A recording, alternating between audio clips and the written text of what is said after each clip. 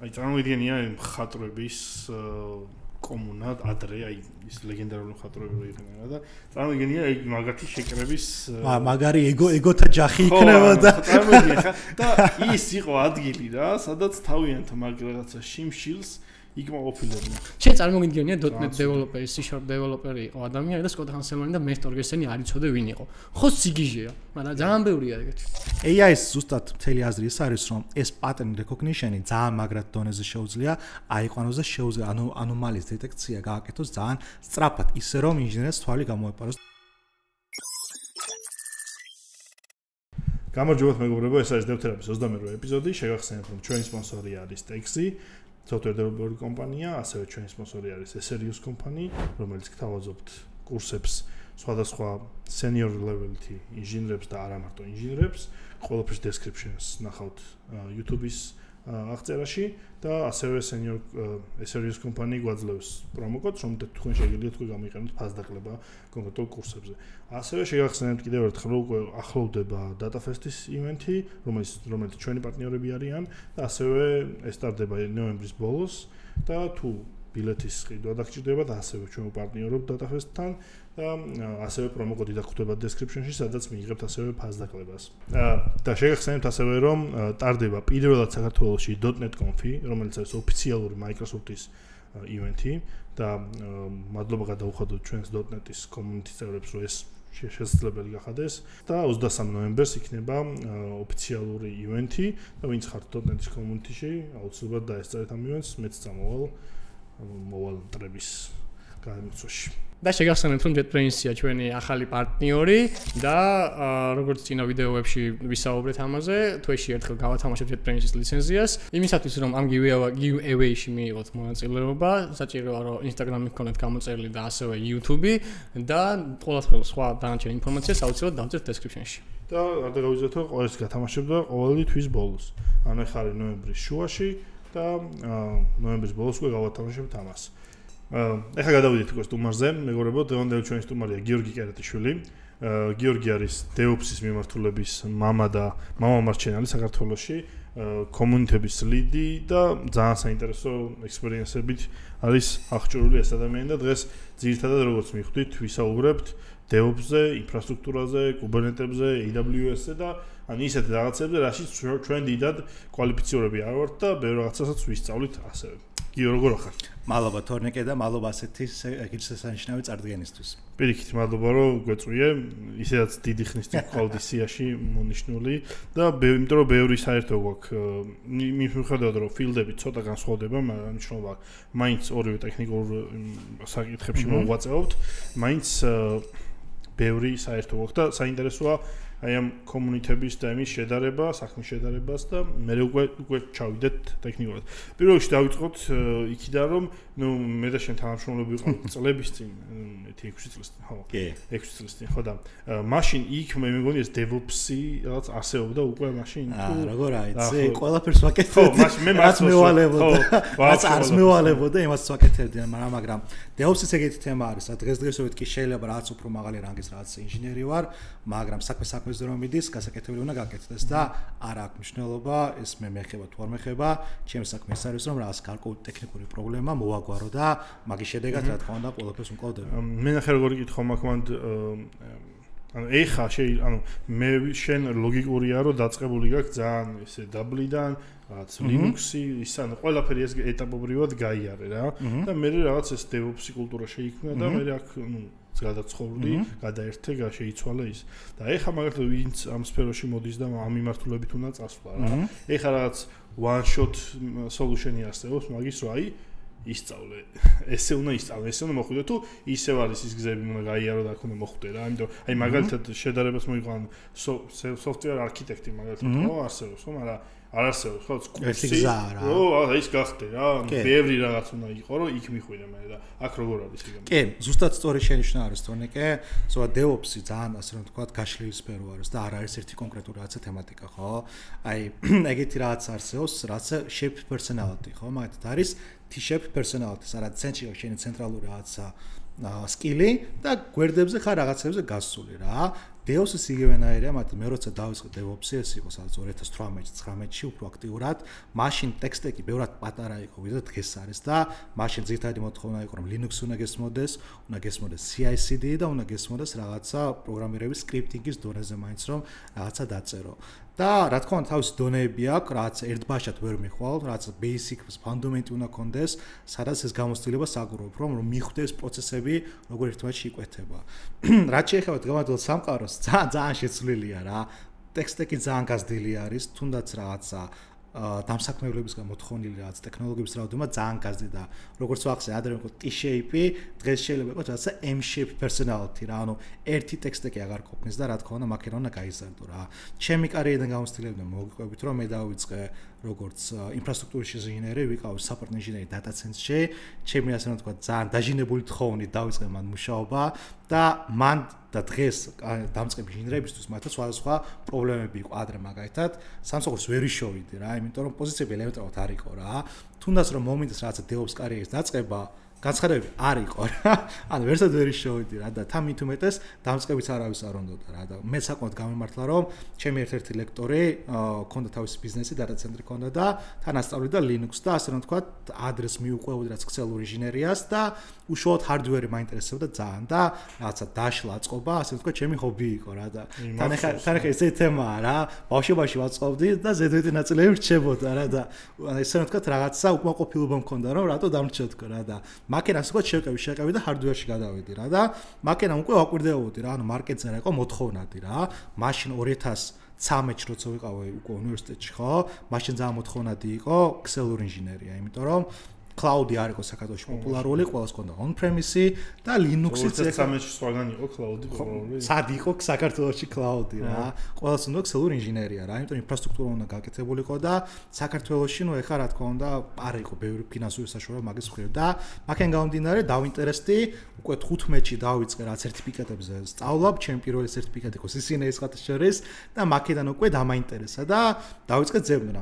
მაგრამ ვაკვირდები რომ ბაზარზე არ არის ასე ვთქვათ მოთხოვნა junior ქსელურ ინჟინერებს ყოველს გამოცდილება ჭირდება და ერთ-ერთ ჩემ ლექტორს დაჟინებული თხოვნით ასე ვთქვათ ამიყვანა data center-ში მონიტორინგის თანამშრომელი ვიყავი, სადაც ჩემი მოვალეობა იყო რომ ამის გამეთებებინა და ამ პერიოდში რაღაც სერვისები თუ გაითიშებოდა, დამერესტარტებინა უშუალოდ ფიზიკურ data center-ში გადასულიყავი და იქ უკვე გადამერესტარტებინა რაღაცები, მაგალითად თუ იცით cloud 9, ერთ-ერთი data center-ი ეგ იყო. და მაქენ გამომდინარე უკვე მივხვდი რაღაცა საბაზისო დონეზე დავიწყე ასე ვთქვათ ყურება ამ მონიტორინგის პერიოდში ასე ვთქვათ უყურეთ ბევრ ვიდეოებს და ერთ-ერთი ძალიან დიდი ინსპირაციული ვიდეოებს რაც ეს იყო კუბკონები, სადაც ასე ვთქვათ, ჩემი სიყვარული open source-ის მიდამი დაიწყო და რა თქმა უნდა ხე გვაკვირდებოდი. კუბკონი რა არის აგვიხსენია? კუბკონი არის ასე ვთქვათ, ერთ-ერთი წამყვანი კონფერენცია, ფაქში კონფერენცია შეიძლება ითქვას open source და Kubernetes მიმართულებით, სადაც ეგეთი ორგანიზაცია ამ ყველაფერს აორგანიზებს, რომელსაც ქვია CNCF Cloud Native Foundation-ი, რომლის ქვეშაც არის ბევრი რაღაცა პოპულარული ხელსაწყო, რომელსაც დღესაც ვიყენებთ. მაგალითად,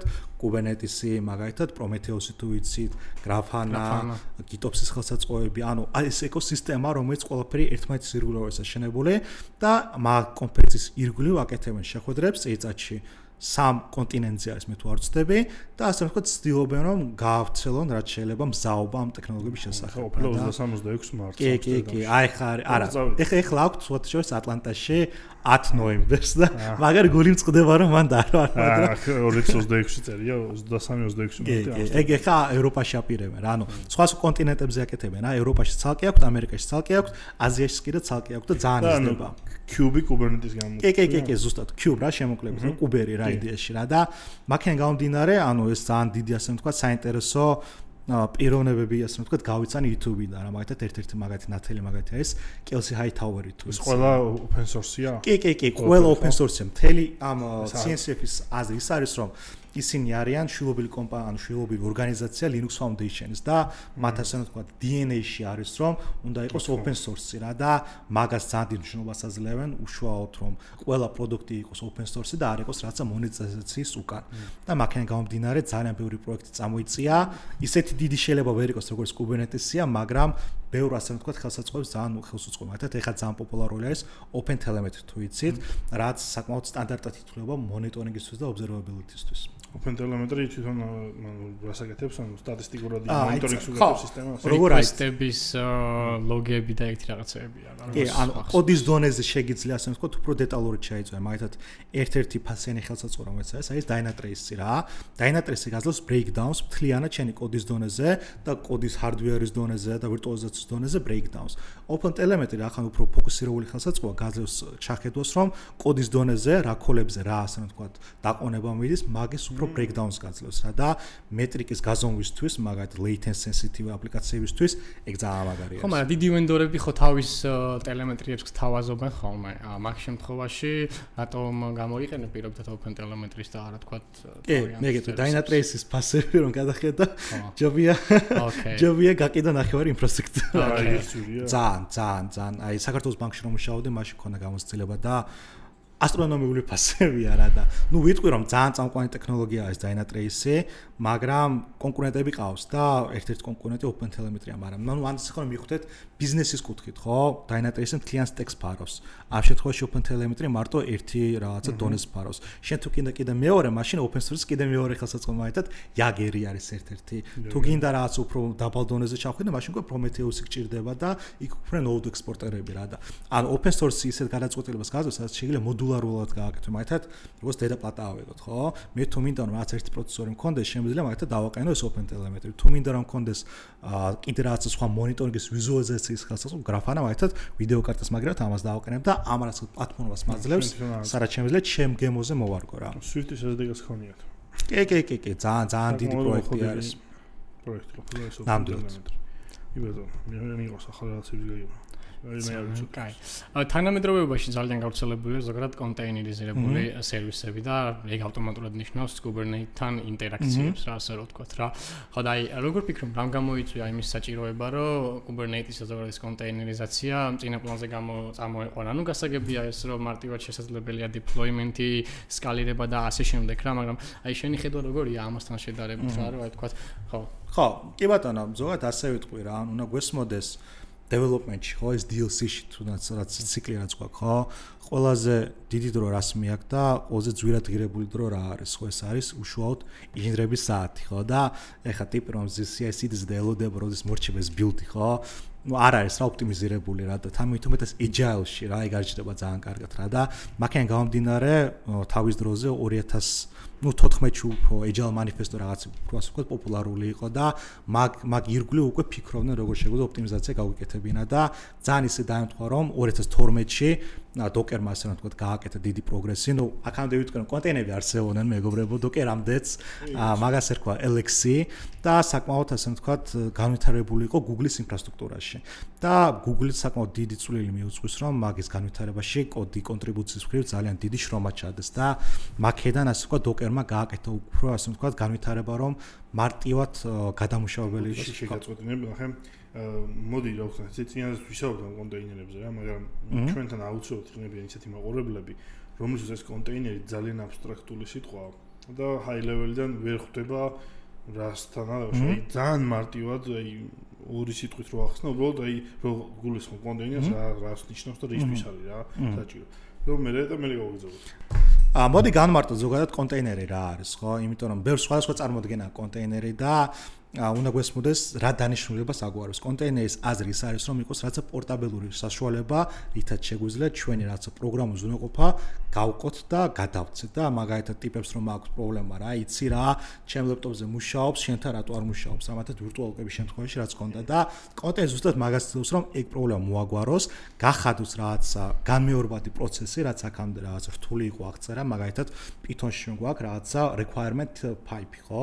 სადაც წერთ რაღაცა სავალდებულო ბიბლიოთეკებს, იგივენად შეგვიძლია აღწეროთ ჩვენი რაღაცა კოდი ტექსტირებულ ფაილად, manifest-ის სახით და მაქედან უკვე შეგვიძლია ასე ვთქვათ shipping-ი გავაკეთოთ ამ ჩვენი კონტეინერს და გადავცეთ, უშუალოდ შეიძლება ვიღაცას Docker-ში გავუშვოს, ზოგმა შეიძლება Kubernetes-ში გავუშვოს, ზოგმა შეიძლება საერთოდ Fargate-ზე ან სადმე სხვა პლატფორმაზე გავუშვოს, რაც კონტეინერებს იღებს. და ასე ვთქვათ გვიმცირებს ამ რაღაცა SDLC-ის cycle-ის პერიოდს. რაც ასე ვთქვათ, CI/CD-ში ძალიან მაგრად ისახება და ასევე უნდა გვესმოდეს კონტეინერებს აზრი რა არის, ხო, ანუ მაგათ ადრე როგორ ქონდა, ადრე ძალიან პოპულარული იყო მონოლითური აპლიკაციები, ხო, მაგათად Jira რომ ავიღოთ, მე საკმაოდ დიდი გამოცდილება მაქვს Jira-ს ადმინისტრირების კუთხით, სადაც აი რაღაც 10 წუთი ველოდებოდი რომ Java აპლიკაცია დასტარტულიყო და შიგნით რომ ვიხედავდი, აი რაღაცა 8 დონიანი რაღაცა სერვისი იყო რა, მაგათად Amazon-ში ხო გვაქვს რაღაცა 3-tier application-ი, ხო, front-end-ი, back-end-ი, ბაზა რა. Jira იყო რაღაც საშინელებათა ფილმი მე მგონი რა და თამიტყვეს Java-ზე იყო ეს ყველაფერი დაწერილი და მაგას პირველში დიდი რესურსები ჭირდებოდა და როცა უკვე რაღაც ძალიან დიდი დატვირთვა მოდიოდა და გვინდოდა რა ვთქვათ მასშტაბირება, ხო?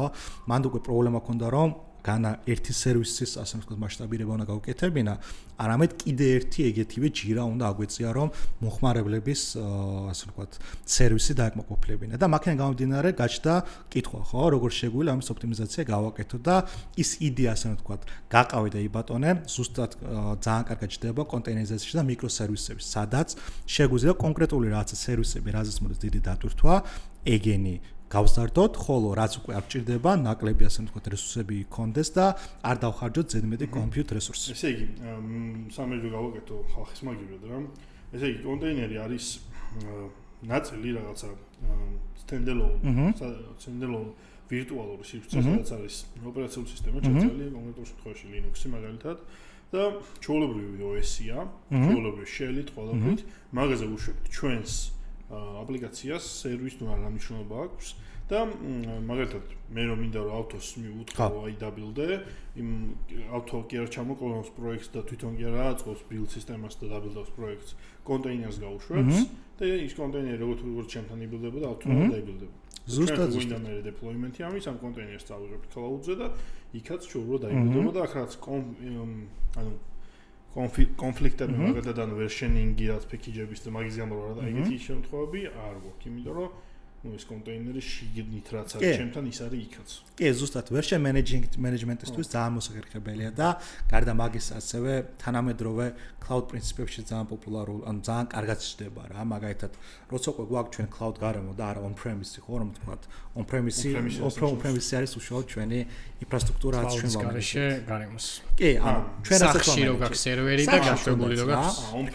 კინა ასე რა ვთქვათ, რაც ეძახიან რა, უშუალოდ სახში რომ გვიდევს სერვერები, ზუსტად ეგ არის on-premise-ი. ხოლო cloud-ი ეს უკვე არის სხვისი რკინა, ასე რა ვთქვათ, რომელიც რუბლებში დევს და მაქედან უკვე ასე ვთქვათ თანხას ვუხდით და მანდ უკვე გვაქირავს. ზუსტად ეგ არის. მანდ ეგეთი მოდელი არის cloud-ში, რასაც ქვია shared responsibility მოდელი. მაგალითად, გვაქვს Amazon-ი, ხო? AWS-ი ავიღოთ მაგალითად. Amazon-ი გვთავაზობს, რომ იცი რა, მე შემიძლია მოგწეს შენ ეს ვირტუალური მანქანა და ვირტუალური მანქანის დონეზე შენ ამენეჯი, მაგრამ მანქანის ქვემოთ რაც არის, მაგალითად ფიზიკური დატა ცენტრის ინფრასტრუქტურა, კაბელინგი, დენის წყარო, ამ დენის წყაროს უწყვეტი უზრუნველყოფა, ინტერნეტი, უსაფრთხოება ფიზიკური, ხო, ანუ მაგ ყველაფერს ეს უკვე Amazon-ი თვითონ უზრუნველყოფს და მან უკვე Amazon-ი გვთავაზობს ეგეთ მოდელს, რაც shared მოდელი ვახსენე და მან უკვე რამდენიმე სხვადასხვა ვარიაციები გვაქვს რა, ის მაგალითად IaaS-ი, SaaS-ი, PaaS-ი და ასე შემდეგ რა, ანუ რაც უფრო ზემოთ ავდივართ, Amazon-ი უფრო მეც ამენეჯებს, რა თქმა უნდა Amazon-ი მეც ფულს გვართმევს მაგაში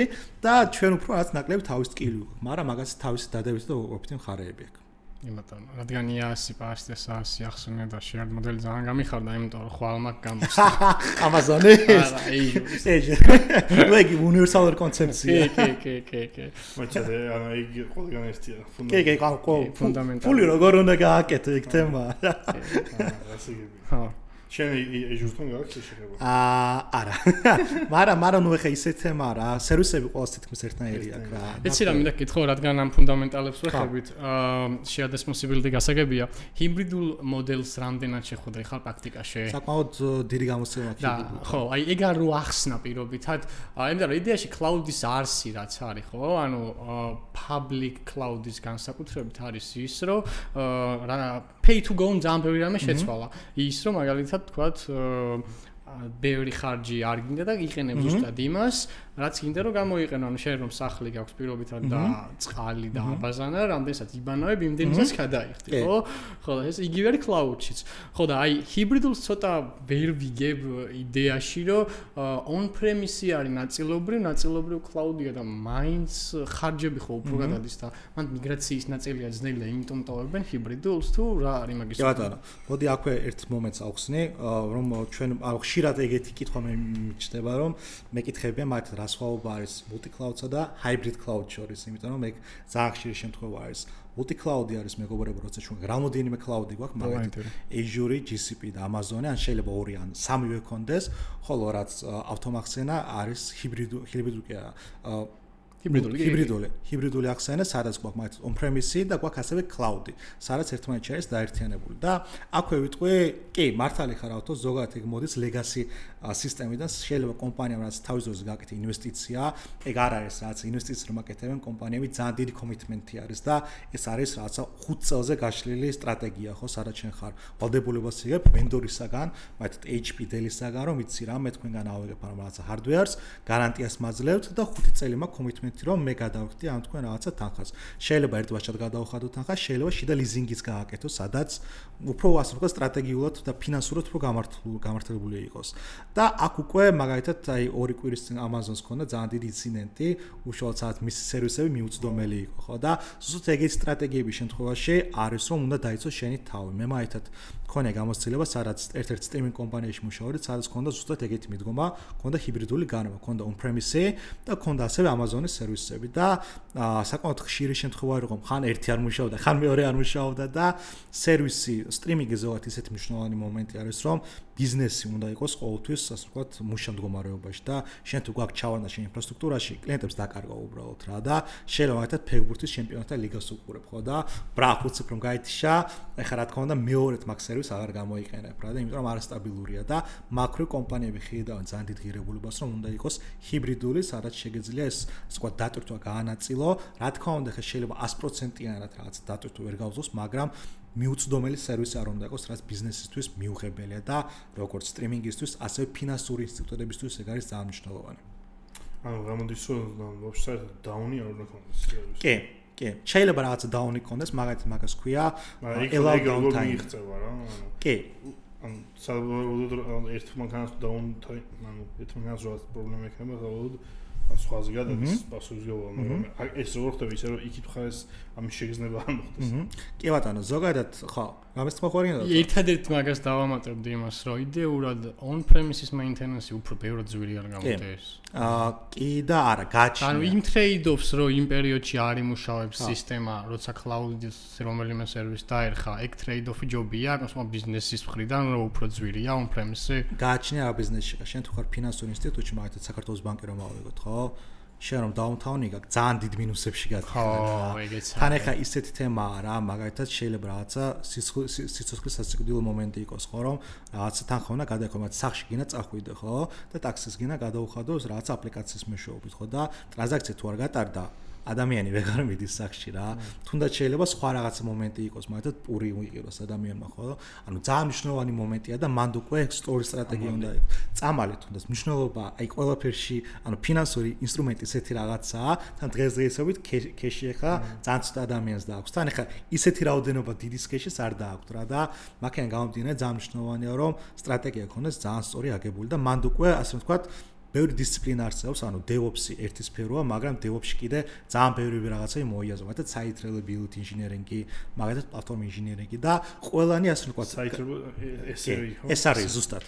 ეს არის ასე ვთქვათ ერთ-ერთი მიმართულება, სადაც მაგის გადაწყვეტილებას ცდილობს და გარდა მაგისა ჩვენი ინფრასტრუქტურის სწორი მენეჯმენტი და ასევე observability და monitoring-ი და ასევე incident management-ში მოიაზრება ეს არის, სადაც ასე ვთქვათ ეს ინფრასტრუქტურა როგორც ვახსენე, ხო? ანუ როგორ ხდება იგი კითხე. როგორ ხდება მაგის განაწილება. ზოგადად საკმაოდ ხშირად არის, აი ინტერვიუზე ერთ-ერთი შემოსაყურებელი კითხვა არის, რომ ადამიანს კითხო, რა სხვაობა მაგალითად highly available system შორის და fault tolerant system შორის. მაგენ უკვე ხვდები ადამიანს აქვს თუ არა high load system-თან დაკავშირებით. მაგალითად Amazon-ი ხშირად იძახს, რომ ის არის highly available system-ა და თავაზობთ რაღაცა მოდელებს, მაგალითად 9-9-იანი, 5-9-იანი, რაც აღინიშნება uptime, ანუ 99.99% ზუსტად.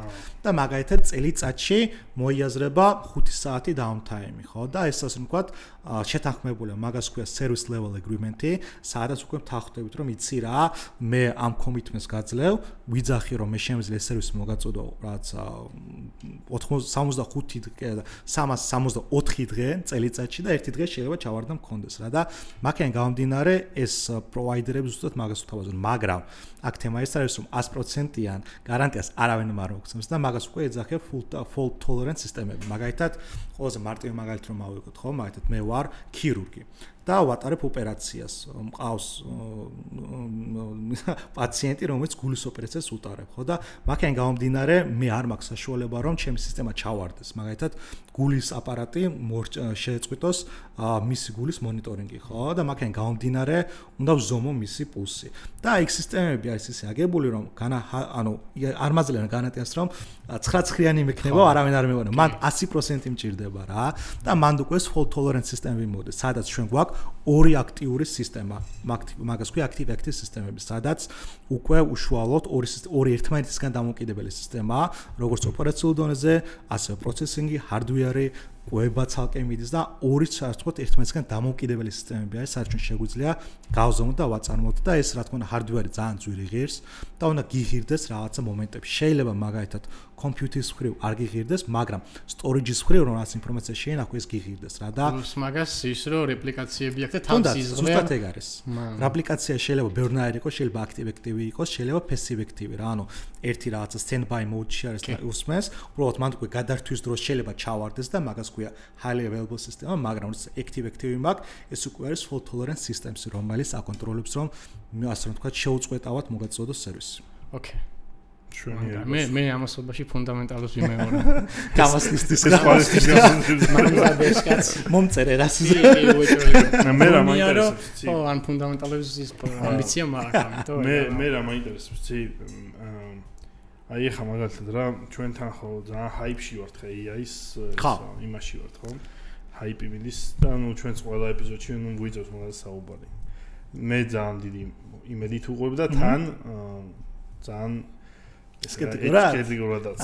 აუთ მე რო ვიყენებ მომწონს რა, მაგრამ როგორც აჰაიპებენ, როგორც მოდიან იაროთ. მე მაინტერესებს ხა მე ჩვენთან ვიცი რა ხდება, ძალიან კარგად, ძალიან მიყვები მაგათ, მაგრამ აი თქვენ მხარეს ამ DevOps-ში მაგ ინფრასტრუქტურაში AI სად იკიდებს ფესვებს, სად არის კარგი და შენაში იყენებ მაგალითად, ან სად ფეილდება. ან ვაფშე რა ხდება? მან AI-ის. კი, მე ვიტყვი ძალიან საინტერესო. ეგეც ძალიან ჰაიპშია თქვენთან. კი, ძალიან თან და მე ვიტყვი პირადად მე ძალიან ასე ვთქვათ, საინტერესო ეპოქა არის შენთვის, სადაც ახლა ჩვენ ვართ და ძალიან ასე ვთქვათ excitement-ია შენთვის, იმიტომ რომ რეალურად დაგვემატა ხელსაწყო, რომელიც შეიძლება ჩვენი პროდუქტიულობა გაზარდოს.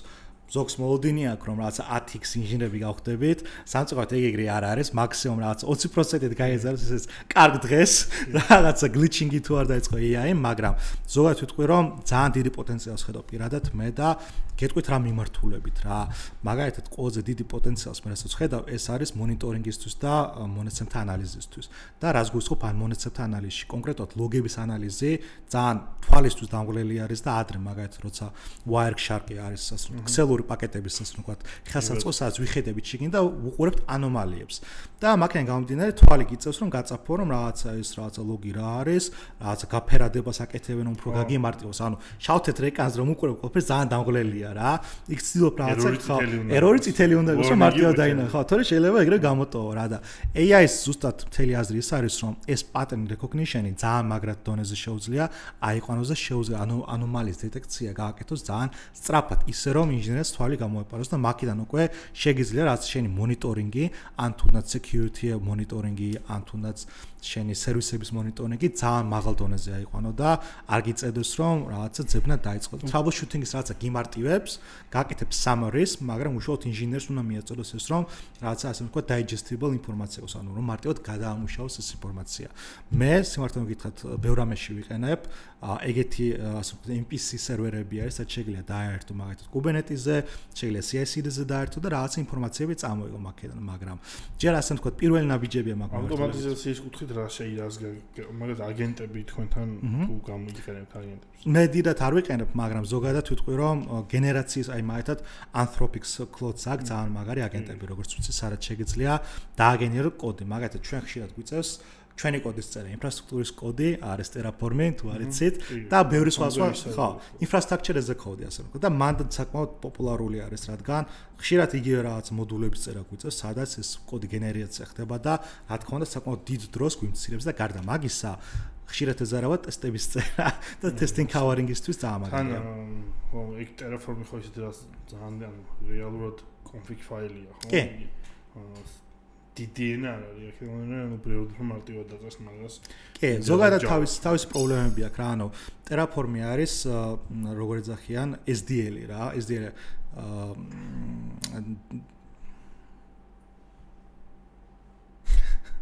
Groovy როგორია? Groovy. DSL არის ასე ვთქვათ Terraform, რომელიც ასე ვთქვათ proprietary ენა არის და რაღაც დინამიური პროგრამირება არ არის რა და მაგალითად ადრე ხა კიდე რაღაცები შეიცვალა რა, მაგრამ ადრე მაგალითად for loop-რომ დაგეწერა, აი ასე უნდა დაგეწერა რაღაცები Terraform-ში, კი. ანუ არ არის ასე ვთქვათ სრულყოფილი პროგრამირების ენა, როგორც Python-ი ან Golang-ი მაგალითად და მაქენ გამომდინარე რაღაც შეზღუდვები აქვს. და მაგალითად როგორც მიუდგავდი პროგრამისტი პრობლემების მოსაგვარებლად, ასე არ გვარდება რა, მაგრამ რა თქმა უნდა აქ რაღაცა SDK-ები ან სხვა ალტერნატიული ასე ვთქვათ IaaC-ები არსებობს, infrastructure as a code ხელსაწყოები, მაგალითად Pulumi არის ან Crossplane-ი, სადაც შეგიძლია უშუალოდ სრულყოფილი ასე ვთქვათ პროგრამირების ენით აღწერო შენი სასურველი ინფრასტრუქტურა. პირველი Terraform-ი იყო. კი, Terraform-ი იყო პირველი ასე ვთქვათ პიონერი. წეგან შენახსენე ეგეთი რაღაცა Wireshark-ში ლოგების ანალიზიო, გამიმარტივავ AI-მა და მაგ ამბავში რამე მონოპოლისტი თული უკვე გამოჩნდა ბაზარზე ასე რომ ვთქვათ, რომელთაც ვთქვათ ეგ უფრო ის არის. სიმართლე გითხრა არა. ყველა ერთნაირია თითქმის რა. იდეაში ეგ ძალიან პრიმიტიული პრობლემაა ეს მოსაგვარებლად და ChatGPT-ს თუნდაც მჩავდო, ყველა დაამუშავებს რა. ეგ ასე ვთქვათ, მან არ ჭირდება დიდი ასე ვთქვათ knowledge base-ი ან ცოდნა რომ ეგ. ანუ AI powered Wireshark-ი ჯერ არ გამოსულა. არ გამოსულა, მაგრამ კაი იდეა არის ნამდვილ. და რასიზავს. გაგიფილტროს summary-ს მოგცემს რაღაცა პაკეტების რა. ანომალიის დაფიქსირებაში. ხო, ზედმეტი ავტომატიზაცია. დღეს ყველა ბიზნეს სტარტაპ იდეა არის. Summary გაგეთ. Summary. ადრე machine learning-ი მაგეთ Summary.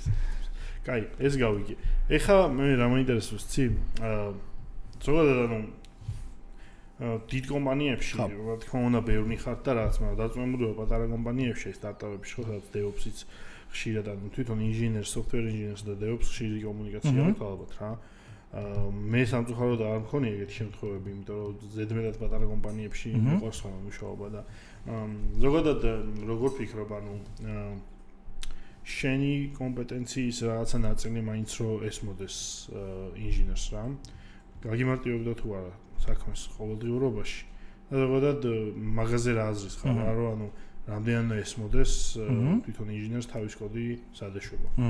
კი ბატონო, ძალიან კაი კითხვა არის და მე ვფიქრობ ძალიან ისეთი კითხვა ზოგ ტიპაჟზე დამოკიდებული გეტყოდე რა. მე პირადად ძალიან ასე ვთქვათ გამჭირვალობის მომხრე ვარ და inclusivity-ს რაც ეძახიან, ანუ სხვები რომ ჩავრთო, მე ძალიან მიხარია და ხშირად რა კომპანიებში მიმუშავე, ყოველთვის ვცდილობდი რომ ყოფილიყავი რაღაცა ის ადამიანის ასე ვთქვათ ამბასადორი რაღაცა მის ტექნოლოგიებს გაუზიარებს სხვა გუნდის წევრებს. და მაქენ გამომდინარე ვთვლი რომ ძალიან მნიშვნელოვანია ჩართულობის პროცესი. ანუ მე კი შეიძლება მაგათ CI/CD-ს მაგალითი ავიღოთ, სადაც ყველაზე მეტი ინტერაქცია გვაქვს დეველოპერებთან, ხო? CI/CD ისეთი რაღაც ხელსაწყოა, მე კი შეიძლება ზოგადად ჯენერალისტურად მესმოდეს, Jenkins pipeline როგორ ავაწყო, მაგრამ Swift-ზე რა როგორ იწერება და როგორ იბილდება, მე ხო რა თქმა უნდა არ ვიცი. და მანდ უკვე მიდის ასე ვთქვათ კომუნიკაციის ნაწილი თვითონ დეველოპერებთან და მანდ უკვე DevOps-ის ძალიან დიდი თვისებები უნდა გამოავლინოს.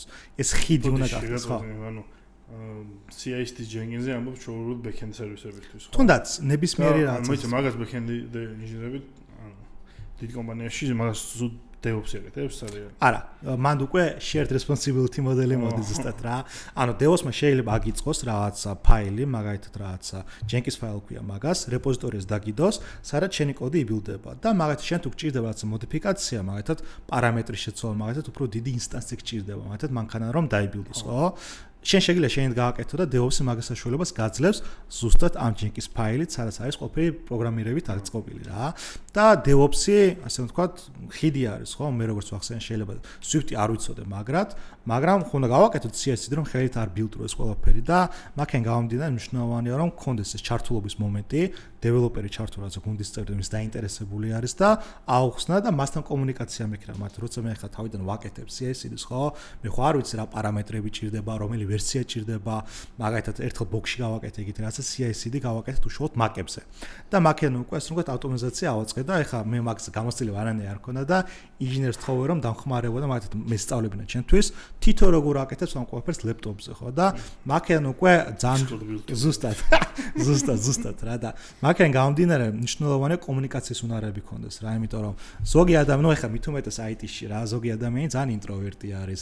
ზოგს არ უყვარს მის საქმეში რომ ერევა ვიღაცა და აქედან გამომდინარე მნიშვნელოვანია რომ იყო მომთმენი, იყოს დილობიანი და ასე ვთქვათ ადამიანურად გაუგო ადამიანს რა უნდა და იცადო რომ ამომწურავად ამოიღო მისგან ინფორმაცია. მან დიდი პლუსი ის არის რომ ანუ მან კაი საშუალება რა ახალი ისწავლა. ზუსტად. ძალიან კაი ჩართულობაა. სამწუხაროდ მე სადაც ყოფილ ვარ CI/CD-ს არავინ არ მიკეთებს.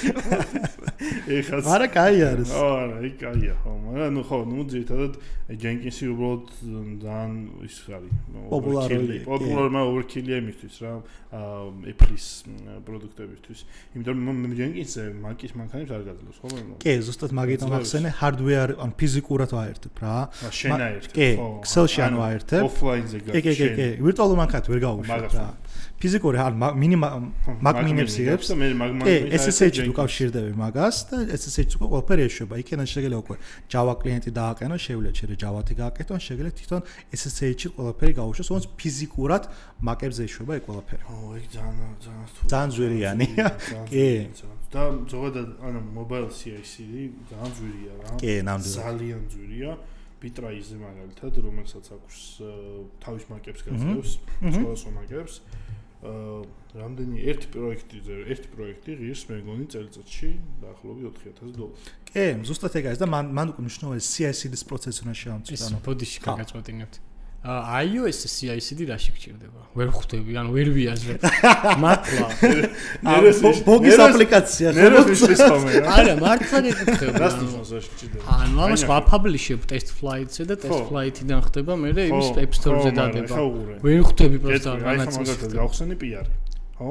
მენა? გავხსენი PR. ამ PR-ზე პირველი CI ხო უნდა გაეშვას, ანუ მაგალითად PR-ზე დაიბილდოს, ანუ იმ მაგზე დაიბილდოს X კოდი, შენი პროექტი გაიშვას, მე გაეშვოს ტესტები, ხო? ხო. ეს ტესტები რო გაეშვება, მე უნდა ეს გადავიდეს main-ზე, ხო? main-ზე დამერჯო. და main-ზე რო დაიმერჯება, ორი ვარიანტი გაქვს შენ. ერთი ვარიანტია რომ public test flight-ზე აიწიოს თავისით. აჰა. ან მეორე ვარიანტი გაქვს Firebase-ზე დაიდოს IPA, რომელიც მე მიწვება ტესტერები მიწვებიან IPA-ს, გადმოწდა ტესტერების device-ებზე წავა და გაიტესტება. და მე კიდე ერთი pipeline-ი გჭირდება იმისთვის, რომ როცა release-ი მოვა, ხო?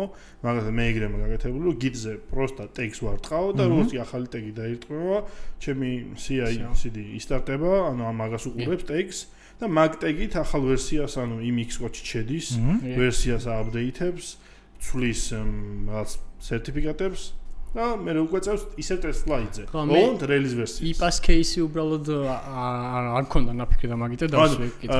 iOS-ი რო იბილდება, ანუ გაქშენ ეს IPA. ეს IPA უნდა მოხდეს რამენაირად ტესტერების device. და კაი, მოდი ბარემ ამასაც ვიკითხავ, ძალიან რა ჩავაჭირეთ პროსტა. ტესტერებს ვერ დაამატებ test flight-ზე? არა, ტესტერებს ამატებ test flight-ზე, მაგრამ შენ შეიძლება გყავდეს, რომ შენ ნახე, ორნაირად არის რა. არის test flight-ს აქვს თავისი რაღაც შეზღუდვები. რასაც უნდა გაყვა წესები აქვს თავისი. და შეიძლება ეს IPA აიღო და Firebase კიდევ სხვა Firebase შეიძლება IPA-ს დაგენდრობით ჩააგდო და მიუვა ტესტერს რა. test flight კიდე თავისი delay აქვს რა, მაგალითად test flight-ზე რო აწევ შენ build-ს, ეგრევე კი არ მიდის. ანუ რაღაცა დროშია. მე კიდე test flight-ი იტრაკება.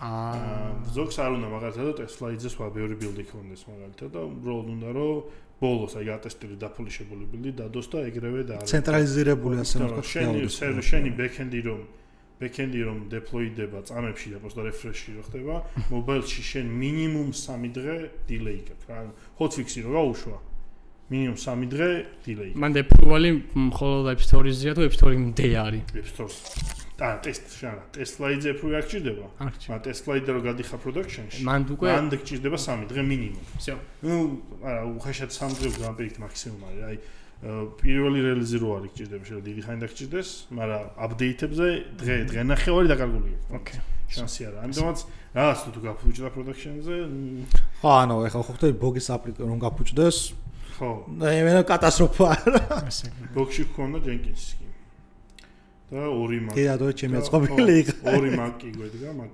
Mini. 3 Mac Mini. 3 გვედგა 2 Intel 1 M1. თუ M3 იყო ამ ახსოვს. არა მე რომ იყავი 2018-ში ავაწყე მე. მაშინ პრობლემა იცი რა იყო ბრენჩინგ სტრატეგიაც არ ჰქონდა. დაიწყო მან მობაილი. ხო რა მან ბრენჩინგ სტრატეგიაც არ ჰქონდა ტიპებს რა. ბევრი პრობლემა იყო რა და 2018-ში რას იზამ მე მახსოვს 2018-ში 5 კაცი მუშაობდით იმაში MPDC-ში მობილურ აპლიკაციებს ვაკეთებდით და 5 მერჯავდით მეინზე. ო მაშინ მასტერი. მაშინ მეინი არ იყო. ბოქსში იგივე ხდებოდა. ყველა მერჯავდით მასტერზე და ყველაზე მეტად დარხეული ხონდა იმას, ვინც ბოლოს მერჯავდა. იმდენ დაეფულა ჯე. ზუსტად ეგ იყო ბოქსშიც რა, ანუ ცენტრალურ ყველას თავისი ბილდები ქონდა ლეპტოპში და აი როგორ იზა ჩემთან მუშაობ, შენთან რატო არ მუშაობს რა და ზუსტად ეგ კომიტი არ ქონდა გამოფულული ბოლო რა. მაგრამ მაინც მობაილში ეგ არ მომწონს მაგათად რომ მაინც აი კონტეინერები რო არ გაქვს მაინც გიწევს რომ იქ სადაც რაზია ის სადაც ბილდავ იქ ზუსტად ის Xcode ვერსია გეყენოს მაგალითად რაც შენთან არის. ეხა Apple-მა ხო გამოუშვა თავის კონტეინერები და მე მგონი მაგ პრობლემის ადრესის აკეთებენ. ხო ეხა გამოუშვა ამ WWDC-ზე თავისი. რაზე საუბრობდით შეხსენე და Mobile DevOps-ი ძვირი ღირს და კი ძალიან ძვირია რა და მე Bittrise მაგიოთ კიდე მე ნახე რაღაც გავაძრე კიდე Circle-CI თუ რაღაც იყო რა არ მახსოვს თუ Amazon-ს აქვს სხვათა შორის თავისი ინფრასტრუქტურა, სადაც Mac-ებს გთავაზობს უშუალოდ და აი რაც ასტრონომიული ფასებია რა, ძალიან ძვირია რა. მაგარი ჯობია მართლა შენ იყიდო სადმე დატაცენში და ხო, აბა წელიწადში $4000 გადახას ვერ ხვდები, უბრალოდ რა აზრი აქვს. უბრალოდ იმ აწყობის იმას, ანუ ალბათ იმას გიმცირებს რა, რომ ეს დააერთო მე. ანუ hardware-თან არ გიწევს challenge-ი რა, მაგრამ მგონია რომ წელიწადში 4000 კი არ თვეში ალბათ, იმიტომ რომ ხო. ნუ გააჩნია hardware-ს. hardware-ს გააჩნია. აი ხა მაგალითად Bittrise-ის ფასი რო გითხრა. ნუ ძალიან პატარა კომპანიისთვის ძალიან ძვირია რა. კი. აი ძალიან ძვირია პოსტა. ბოგისთვისაც იყო ძვირი და ხო, ხა აი კომპანიაში რო 10 კაცი ხართ და მარტო Bittrise-ში, იმიტომ რომ mobile Android და iOS-ი ბილდო. კაი, მაშინ ეგეთ კითხვას დაგისვავ რა. ამ on-premise-ებზე მაინც თავში ჩამჩა კიდე და რაღაცა მაგჭროში დაგისვავ რა. მე ვიცი რომ ხვალ რომ ბიზნეს გავაკეთებ პირობითად მეყოლება 2 მილიონი მომხმარებელი სიტყვაზე რა. კაი 10 მილიონი პირო ძალიან დიდ დატაზე და დიდ რიცხვზეა საუბარი მომხმარებლების რა. ეგ უეჭველი მოხდება. ანუ არ არსებობს ვერ მოხდება. როგორ ურჩევ ადამიანს რომ მოიქცეს მაქსიმუმ ადამიანს რა გუნდს როგორ ურჩევ აწყო რომელ მოდელს ურჩევ რატო ურჩევ აი მე მაგალითად მაინც ვერ ხვდები უბრალოდ ხო აი შეიძლება მოკლედ რა ვთქვა რა. კი ბატონო, ზოგადად უნდა გვესმოდეს კომპანიის რა დონეზე არის, ანუ შეიძლება სტარტაპი იყოს, შეიძლება უკვე large enterprise იყოს, ან შეიძლება რაღაცა, ну, შუაში ჩამოყალიბებადი კომპანია იყოს. ჩვენ თუ სტარტაპი ვართ, ხო და არ ვიცი ჩვენ user base-ის რაოდენობა რამხელა არის, ხო? მაშინ ზუსტად ის გჭირდება რა ის რაღაცა agile ასე ვთქვა გარემო, სადაც შენი მოთხოვნის მიხედვით შეგიძლია გაზარდო და შეამცირო შენი გარემო. მაგრამ რომ დაფიქრდე უკვე როცა long term runs-ზე გინდა გააკეთო სტრატეგია ხო, მაგათ 4 წელი, 5 წელი სტრატეგია რომ გააკეთო, მან ძალიან რთულია რომ Amazon-თან წახვიდე. ნუ რა თქმა უნდა, შეგიძლია კონტრაქტი დადო Amazon-თან, მაგათ ჩვენ თუ გვაქვს რაღაცა რამოდენიმე payment სტრატეგია, შეიძლება რაღაცა pay as you go გადაიხადო, შეიძლება რაღაცა შეთანხმდე და კრედიტები მოგწევს Amazon-ი, ან შეგიძლია უთხრა უშუალოდ Amazon-თან რომ იცი რა მე შემდეგი 3 წლის განმავლობაში მსურს შენთან ვითანამშრომლო, მაგ ესა და ეს რაც ბიუჯეტი და რა კომპიუტს მოვცემ ამ პერიოდისთვის და რა თქმა უნდა Amazon-ის ინტერესით შედის რომ თავიანთი ასე ვთქვათ ინფრასტრუქტურა დატვირთული კონდეს და ძალიან დიდი ფასდაკლება შეიძლება მოგცეს მაგაზე აგენტები ყავთ ცალკე ვინებიც მაგაზე მუშაობენ self represent ანუ გამყიდველები ყავთ ასე ვთქვათ რა self ხალხი რომელიც მაგაზე მუშაობენ რეგიონალური მენეჯერები არიან და როცა დიდ კომპანიასთან ამშრომლობენ მაგათ ინტერესები პროდუქტში რომ დიდი კომპანია ყავდეთ მათ პორტფოლიოში და ასევე შეიძლება 70%-იანი ფასდაკლება მოგცენ ვიდრე მაგათად pay as you go-ზე იხდიდი რა და მაქინა გამომდინარე მან უკვე ხვდები რა ანუ რა პრობლემებს აგვარებ რომ მათ IT-ში ხო on-premise შემთხვევაში ძალიან დიდი ხშირად არის პრობლემა რომ ადამიანური შეცდომის გამო შეიძლება ინფრასტრუქტურა გაგეთიშოს მაგალითად ვიღაცამ კაბელი გადაჭრა არასწორი ან შეიძლება ვიღაცამ ცუდად დაჯეკა კაბელი რა ანუ human factor-ი არის შუქი წავიდა თუნდაც აი ერთ-ერთი არ დავასახელებ ერთ-ერთი კომპანია არის სადაც მაგალითად შუქი წავიდა data center-ში ქონდათ გაგრილება და UPS-ები ყველაფერი მაგრამ შუქი რომ წავიდა data center ამ სერვერები მუშაობდა, მაგრამ კონდიციონირება არ იყო UPS-ებზე შეერთებული. მაგის შედეგად იქ რა მოხდებოდა ხო ხდები ახლა hard disk-ი რაც იყო, ყველაფერი შეცვალე გალღვა რა და მაქედან გამომდინარე სტრატეგია არ ქონდა შემუშავა. ნუ ვერ შეამოწმოს რა. ვერაფერსაც ვერ იზა. უნდა გათიშა მაშინ ყველაფერი რა, მაგრამ ზუსტად მაგაში არის აზრი რომ ხშირად უნდა აკონტროლოს შენი ინფრასტრუქტურა და მაგალითად maintenance hour-ები ხშირად უნდა ქონდეს რა, მაგალითად დიდ კომპანიებში ეგ არის ასე ვთქვათ პროცედურა, შენი ასე ვთქვათ downtime რა, disaster recovery plan-ი ქვია რა და მანდ უკვე გვაქვს RPO, RTO, ანუ recover time objective და recover time აღარავს რაღაც რა, ანუ რა ინტერვალში შეგიძლია დაბრუნდე რაღაცა ბექაპის დროზე და ამ პერიოდში რამდენი ხანი გჭირდება რომ დაბრუნდე რა და ზოგადად ოქროს წესი არის რომ წელიწადში მინიმუმ 2 ჯერ მაინც უნდა შეამოწმო შენი ბექაპების ვალიდობა და ასევე რამდენად სწრაფად შეგიძლია შეს პროცესი გაიარო recovery-ის და რამდენ ხანში ბიზნესს აამუშავებ ამ შენი ბოლო ბექაპიდან რა და ფიზიკური ბოლოს ყველაფერი მაინც on-premise-ზე ჩვენ ახლა cloud-ს ვამბობთ აბსტრაქტულად ის cloud-ი სადღაც on-premise-ია ხო და ანუ ეს ხო AWS ეს ფიზიკური data center-ები მხოლოდ ამერიკაში აქვს? არა, მთელ სოფლიოში აქვს. მან კიდე როგორი არის? საქართველოს გარდა ზუსტად. მან როგორ არის? ანუ არის დიდი data center-ები. რა უნდა მოხდეს მაგალითად თუ მაგის თეორიული შენს არსებობს რა საქართველოში? არა, არსებობს სხვათა შორის. მაგალითად ძალიან მარტივი ნაბიჯებით უნდა წავიდეთ. ანუ data center-ი ეს უკვე დიდი რაღაცაა რა. ანუ ხო ხდები Amazon-ო data center-ი გააკეთოს, სტანდარტებს უნდა აკმაყოფილებდე, რეგიონალურ სტანდარტებს უნდა აკმაყოფილებდე, ინტერნეტ გამტარიანობა რამდენი გაქვს რა. ანუ ბევრი რაღაცა მომენტია, რაც Amazon-ს უნდა აწოვდე. Amazon-ს აქვს კიდე ასე ვთქვათ mini data center-ები, რასაც ქვია მაგალითად Amazon outpost-ები რა. პატარა data center-ები ვითაა და უფრო ნაკლები დატვირთვა აქვს, მაგრამ იყენებენ მაგალითად cache-ირებისთვის. მაგალითად CDN-ი თუ გაგიგია რა. მაგალითად content delivery network-ები რაც არის რა. სადაც ასე ვთქვათ Netflix-ზე რაღაც რომ ტვირთავთ, იმიჯები რომ არ წამოიღოს მათ Frankfurt-ის data center-იდან, გვიდოს სადღაც საქართველოში, თბილისში data center-ში. და მაგედან უკვე აკვირდება რა Amazon-ი რა, ანუ რამხელა მოთხოვნა არის, რამდენი კლიენტი ყავს. რა განვითარების პერსპექტივაა რა და მაქედან ნელა-ნელა იზრდება. მაგალითად ერთ-ერთი ყველაზე ახლო ეგეთი outpost-ი რაც არის ყაზახეთში. იმიტომ რომ ცენტრალ აზიას ემსახურება რა, მაგრამ საქართველოს მე ვიტყოდი ძალიან ისეთი ძალიან დიდი მოთხოვნაა შეიძლება მე ძალიან გამიკვირდა. ჩვენზე დიდი მოთხოვნაა. ალბათ ჩინეთის გამო?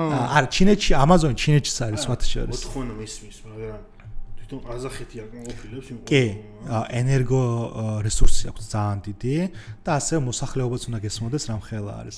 აი ძალიან მარტივ მაგალითს გეტყვი რა. ცენტრალური აზიის მოსახლეობა რომ აიღო, იცი რამდენი არის? 200 მილიონამდე ადის მე მგონი. ძალიან დიდია. მაგალითად TVC რატო შევიდა უზბეკეთში? TVC კი ყველა შევიდა. ყველა შევიდა რა. ვინა შევიდა. მე მგონი კრედო ბანკით შევა. აგროსესუსებს გაკეთდა. ძალიან მარტივია რა, დასავლეთში რაღაცა ბიზნესი მუშაობს, იქ არ არის, წავიღეთ, გავუგეთეთ. ზუსტად ეგ არის რა და იქ ასე რომ თქვა ძალიან მზრდადი რეგიონი არის. ახლა კი სიმართლეა მე ტაშკენტში დავიბადე, მაგრამ აი ახალგაზრდები ხო? აი აღარ მაქვს უზბეკეთში ყოველ შემთხვევაში მახსოვს რომ სადღაც 50% მოსახლეობის არის 35 წლამდე ასაკის ადამიანები. ანუ ახალგაზრდა მასა ძალიან დიდი არის რა და რა თქმა უნდა დიდი პოტენციალი აქვს მაქედან გამომდინარე. ყველა ცდილობს რაღაცა IT hub-ები გააკეთონ, სტარტაპერების კულტურა იქ იზრდება ასე ვთქვა და თვითონ სახელმწიფოს ეხმარება რა. მე ბოლოს ყველაფერი მეც რაოდენობაზე მიგწევს. კი, ზუსტად. თურქეთში არ არის? თურქეთში არ არის. არ არის რეგულაციებიდან გამომდინარე. ანუ მან როგორ აიცი? კიდე ანუ რაღაც სტანდარტები აქვს რა data center-ებს, რა მაგათ ISO რაღაც სტანდარტები არის რა. ერთ-ერთი სტანდარტი არის მაგათაც შენ თუ ემსახურები ევროპულ რაღაცა კონტენტს, მაშინ GDPR-ის ასე ვთქვათ ჭრილში უნდა აკმაყოფილებდე რაღაც სტანდარტებს რა და მაგენ გამომდინარე ძალიან რთულია რაღაცეები. ხო, და ასევე ნუ იქ ხა პოლიტიკური თემაც არის.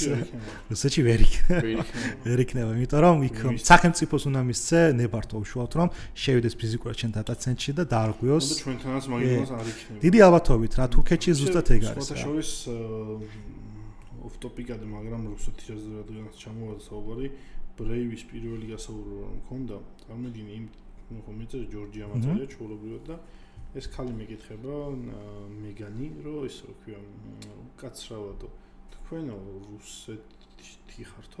რუსეთში ხართო? ხა და უკვე მივხვდი საითკენ მიყავდა საუბარი ალბათ იმიტომ რომ ინტერვიუზე რომ დავიწყეთ საბრალმალო ნუბწოდ მომსერჩა და ეგრევე ამის გონება წავიდა რომ всё რეჯექტი რა. ხა რუსეთი ნოგო ქვეყანაა რა. ეგრევე მორჩა თუ რუსეთში ხარ რეჯექტია. ეგრევე დავიწყეთ კი ეგრევე ისტორიის მოყოლა დავიწყეთ. დავიწყეთ დიდორი რაღაც რუსეთი. აი ეს ჩვენთვის ეგ მეთქი ის არის შეურაცხყოფა მეთქი და მოდიში არ ვიცოდიო მეთქი არ რუსეთი ანუ ეგრევე წარმოდიე ხან ტიპი მარეჯექტებს იმის გამო რომ ამას გონივარ რუსი არა ნუ თუ არა ზოგადად ეხა HR-ის საქმე ეგ არის რა მარტივ რაღაცებზე დაგარეჯექტებს არა თვითონ მითხრა იმ ხალმა რომ ისო ჩვენო პირდაპირ აგზავნილი გვაქვს რუსეთის მოქალაქეების აყვანა კი აი ძალიან მნიშვნელოვანი მომენტი არის ცოტას გადავაყვე მაგაზე გეტყვი რომ საქართველოს IT ზოგადად მაგეთამ გაიზარდა ბოლო 4 წლის განმავლობაში 4-3 წელი უფრო რაც რუსეთ-უკრაინის ომის გამო.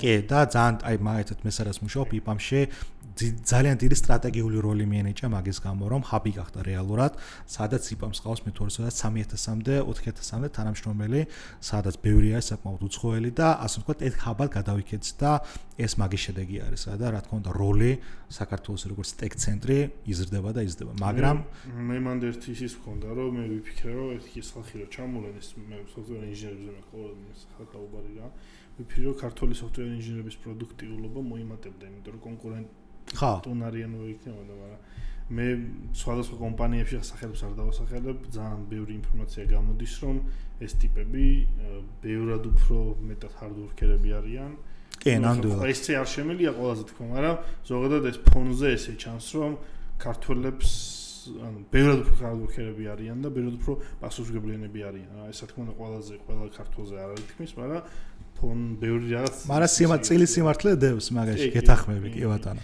მე გამოწვევ. კი, მართალი ხარ, მაგრამ ნუ რეალობა ეგეთი არა და ადამიანზე ვიტყვი დამოკიდებული ამას როგორ მეიგებს რა, როგორც ჩელენჯად, როგორც დაბრკოლებად რა და მე ვფიქრობ, რომ ძალიან საინტერესო პერიოდია, რაც ადამიანს შეუძლია გამოავლინოს და ეს რაც მომენტი გამოიყენოს სასწავლებლად და ამ ინფორმაციის წარმოსაგებად და არა როგორც დამაბრკოლებულ რაღაცა. ხო, იმიტომ რომ ძალიან ყველაფერში უკან ვართ რა, აგერ სომხეთში Nvidia Office-ი გასნა ძალიან გულდასაწყვეტია მაგაში. ჩვენთან აი არაფერი ეგეთი არ არის. ანუ და არა და კაცო გვაქვს მაგის რესურსი რეალურად. ინტელექტუალური. მომესმა უნდა ადრინდელიო რა Tesla იხსნებოდაო და უარი თქვის რომ ნაღდია. მაგაზე სხვათა შორის შემიძლია მე ამოვანათებ აქ და დავლინკავ გიორგი მამალაძეს აქ მაშინა იგებები რო ხდებოდა ძალიან კაი სტატია მაგას დაწერილი რატო არ მოხდება ეგ მაგალითად რა რატო არის არ მოხდება რატო იმ კონკრეტულ მომენტში რატო იყო რეალური რა რა ჭირდება Tesla-ს ქარხნის გახსნას საქართველოში რადონის პროფესიონალები რადონის პოლიტიკური ბექგრაუნდი და ძალიან კარგად აქ დაწერილია და ხო მაგრამ ხო იყო ეგ რუმორები იყო მაგრამ მეც არ გონია იქ დიდად ხა ნუ მე ერთ რამეს ვიტყვი რა ზოგადად ქვეყანას ანუ კომპანია რომ შემოვიდეს ქვეყანაში ძალიან ბევრი ფაქტორია არის მაგაზე დამოკიდებული თუნდაც რა workforce-ია ხო ანუ რა ცოცხალი ძალა არის ქვეყანაში თუნდაც რა ეკონომიკური მდგომარეობა თუნდაც გეოგრაფიული მდგომარეობა ლოჯისტიკის მხრივ რა როგორ შეიძლება hardware-ი ჩამოიყენა ხო ანუ საქართველოს მაქრევ შეიძლება ითქვას შუა გამტარია აზიასა და ევროპას შორის და თუნდაც რაც ლოჯისტიკური მხრიდან რომ ავიღოთ საქართველოს იდეალურ პოზიციაზე თუნდაც ენერგომოხმარების მხრივ საქართველოს საკმაოდ დიდი პოტენციალი აქვს რომ რაღაცა data center-ები რომ გაიხსნას, შეგვიძლია დამოუკიდებლები ვიყოთ რაღაც მხრივ, რაღაც ჩვენი ჰესები ავაშოთ. მაგას რა თქმა უნდა დრო ჭირდება, მაგრამ პოტენციალი არის, მაგრამ ასევე პოლიტიკური მდგომარეობა არის გასათვალისწინებელი, სადაც ბევრმა მაგათაც შეიძლება უარი თქვას, რომ რაღაც არასტაბილური გარემო არის და მირჩევენ მაგათაც სომხეთში ჩავდო ეს ყველა ჩემი ინვესტიცია. და გარდა მაგის ასე ვიტყვი ამ Nvidia-ს კონტრაქტთან შეთანხმებით ვიტყვი ერთ რაღაცას, ბევრი კომპანია ის Nvidia თანამშრომლობს და ზოგადად ვიტყვი რომ Nvidia-ში საკმაოდ ბევრი სომეხის თანამშრომლები წავთ და მენეჯმენტში დიასპორა სომხეთის არის, მე მგონი ხუჯელ უფრო დიდი, რაც სომხეთში ცხოვრობს რა და მით უმეტეს ძალიან შრომის მოყვარე ხალხი არის და ჩვენ მართლა მაგალითად უნდა ყველაზე მაგარი თვისება ბოდიში შეგაწყვეტინე ერთმანეთის გამტანობა ძალიან მაგარი. კი და მართლა რაღაცა არის ეს თვისებები, რაც ქართველებმა უნდა ვისწავლოთ რა და მაგმა გითხრა ერთ ეპიზოდზე, რადგან სომხეთზე ჩამოვარდა და რაღაც მაგრამ ერთ ეპიზოდში მაგმა გითხრა ეგეთი რაღაცა, რომ სომხეთს უნდა აბუსვი კითხვა უბრალოდ ეგეთი, რომ რატომ არის სომხეთი წინ ტექნოლოგიურად. მისი ახსნა იყო ეგეთი, რომ იმიტომ რომ იმათმა უკვე დაიწყეს განვითარებული ეპოქიდან განვითარებაო რა. ანუ ჩვენ მაგალითად იმათა ლეგასი არ არსებობდა. ეგეთი mindset-ი იყო. კი, მაგაში სიმართლე არის, საქართველოშიც ეგრე არის რეალურად. აი მაგალითად მავიღოთ ამერიკა, ხო? ანუ ამხელა ქვეყანა არის და ბევრი ტექნოლოგიური წინსვლები ამერიკაში ხდება, მაგრამ დღეს რომ მიხვიდე რაღაცა ბენზინ გასამართზე და უთხრა ბარათით გადავიხდიო, შეიძლება უარი გითხრა რა. კი, იმიტომ რომ იქ ინფრასტრუქტურა არის ჩადებული ძალიან ძველი დონიდან რა და ეს ყოფილი რომ შეცვალო, ძალიან დიდი დრო გჭირდება რა და როცა ხარ პატარა ქვეყანა უფრო მეტი ასე ვთქვათ, შეცდომების დაშვება გაქვს და ასევე საქართველოში ან თუნდაც სომხეთში ან პოსტსაბჭოთა კავშირში არ იყო ბევრი რაღაც ისეთები ჩადებული, რაც თავის დროზე ინფრასტრუქტურას ჭირდება, თუნდაც ქსელური და პირდაპირ გადადიხარ მაგალითად ახალ დონეზე. ესპანეთში იყო როგორი საინტერესოა, ბენზინს რო ასხავდი, ჯერ მივედი. აქ რაღაცები შემოყვანინა ამ ტიპმა იქ თვითონ გარეთ რა. მე ამან ამომირტყა რაღაცა ჩეკი, შევედი მაღაზიაში, ეს ჩეკი გავატარე, ამ ჩეკის გადაღებით ჩავდექი რიგში. და მე ამ ჩეკით მივედი გოს გადავიხადე. მაგრამ როცა დანერგეს მაშინ სიახლე იყო, მაგრამ მაშინ ჩვენ სად ვიყავით? ეგ თემა რა. აი ჩანაცვლება ძვირიჯდება და რაც მუშაობს. ანუ ჩვენ ევოლუციის რაღაცა მომენტი გამოვტოვეთ რა და პირდაპირ გადავხდით რა, პირდაპირ 4G-ზე დაოჯექით რა. აი ინტერნეტი მოდივარიათ რომ მე სადაც მიმოგზაურია, ანუ საქართველოში რომ მე ანუ უწყვეტი ესე კან კი, ნამდვილად ინფრასტრუქტურა საქართველოში coverage-ის ხრივ ძალიან მაგარია. ინტერნეტი არ მაქვს ნორმალური. ანუ თვითონ სიჩქარის კუთხით. ანუ ხო, არ ვიცი, მაგრამ დომა შეიძლება ოკეი. კარგი გვაქვს, მაგრამ სიჩქარე ხო. კი, ეგ ხა მონოპოლიასთან შეიძლება კავშირში იყოს, მაგრამ ეს თამაშობს და MS-თან მაგიტო წუწუნებს და მე ვერ სილკნეტს აქვს აი პაკეტი. მაგის გამო მაგთიდან გადავედი, ასამოვრო პლუს 10 ლარი და მინუს 10 პინგი. რამდენი გაქვს მაინც ეს? ფრანკფურტზე რომ მქონდა მაგალითად 65-70, ეხლა მაქვს 55, რაც ძალიან დიდია იმ თამაშისთვის, რასაც მე ვთამაშობ. Yes, ძალიან დიდია. არა, სხვათაშორის ფრანკფურტთან საქართველოსთან პირდაპირ კავშირი არის. კი, და მაგიტომაც ხშირად არის data center-ს რომ იღებენ ფრანკფურტში დებენ. კაი, გიო, მოდი გადავიდეთ ჩემთვის ძალიან საინტერესო საკითხებზე, კომუნიტებზე, ივენთებზე და შემდეგ.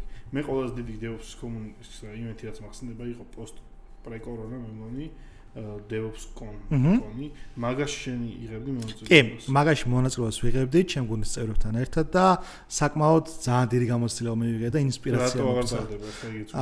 იმიტომ აღარ ტარდება რომ გადავერთეთ Amazon-ის კუთხით და რაღაცა უფრო ასე ვთქვათ, ოფიციალური სახე მივიღეთ. DevOps Georgia ასე ვთქვათ, ორგანიზაცია არსებობს, მაგრამ ჩვენ უფრო ასე ვთქვათ, დივერსიფიკაციას ვაკეთებთ. Amazon-ის მიმართულება გვაქვს, GCP-ის მიმართულება გვაქვს და Azure-ის მიმართულება. კაი, ეხლა მაშინ ვინც არის ის ხალხმა ჩვენ და for loop-ი რაღაც კომუნიტებს და რაღაც ივენთებს ვატარებ, გიო არის ეგრე ჩართული ამ DevOps-ის კუთხით. ეხლა გითხარი შენ რა კომუნიტები გაქვს, რეებს ატარებთ ხოლმე, ამ ჩატარებებს თუ აქვს მაგალითად რაღაცა სახე ყოველწლიური, ყოველ 6 თვეში თუ რა ვიყო. თუ უბრალოდ რენდომზე რაღაც როცა რესურსი გაქვთ. მე ვხედავ ხოლმე რომ ბევრ რაღაცას აღარებთ რა. ჩვენ ჰაკათონს დაემთხვა იმ დღეს ის. ჩვენ დავამთხვიეთ შემთხვევით.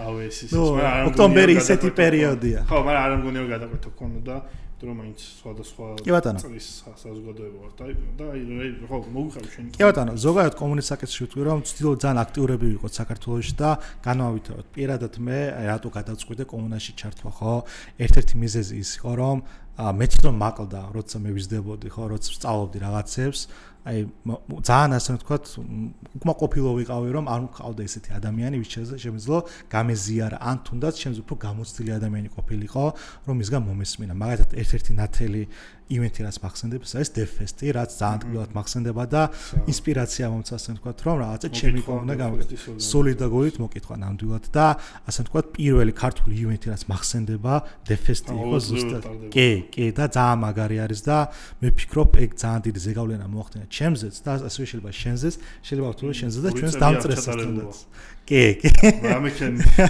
ვითანამშრომლო ძალა ერთობაშია დიდი სიამოვნებით კი ბატონო და მეც ხშირად ვცდილობ ხარი დავჭო სხვა კომუნებს და რაღაცა განვავითარო და კონკრეტულად DevOps ჯორჯიას წრილში რაც ვაკეთებ ჩვენ ვცდილობთ რაც შეიძლება DevOps-ის კუთხით რაც არის ყველაფერს მოვეთოდეთ შეიძლება ის cloud native იყოს შეიძლება რაღაც Amazon-ი იყოს მაგრამ ასე რომ ვთქვათ მიმართულები გვაქვს აღებული რაც აქტუალურია marketplace-ზე მაგალითად საქართველოს სამუშაო ბაზარზე რაც ყველაზე დიდი მოთხოვნადი ვაკანსიებია და ასევე ჩვენ რაც გვაქვს სპეციალობა და რაც კვალიფიკაცია გვაძლევს რომ გაუზიაროთ სხვადასხვა ადამიანებს Amazon-ის ჭრილში ვიტყვი რომ ჩვენ ყოველ კვარტალურად ვაკეთებთ ივენთებს ეს შეიძლება იყოს რომ ჩვეულებრივი meetup-ი იყოს ან შეიძლება რაღაც კონფერენციის სახით იყოს მაგალითად როგორც დავაკეთეთ ახლა AWS Community Day და ასევე შეიძლება იყოს მაგალითად რაღაც hackathon-ის სტილში Amazon-ს აქვს ეგეთი ასე ვთქვათ ივენთი რომელსაც ქვია AWS Game Day და ყავს ოფიციალური Amazon-ის თანამშრომლები ჩამოყვანილი სადაც მოხმარებელს აძლევენ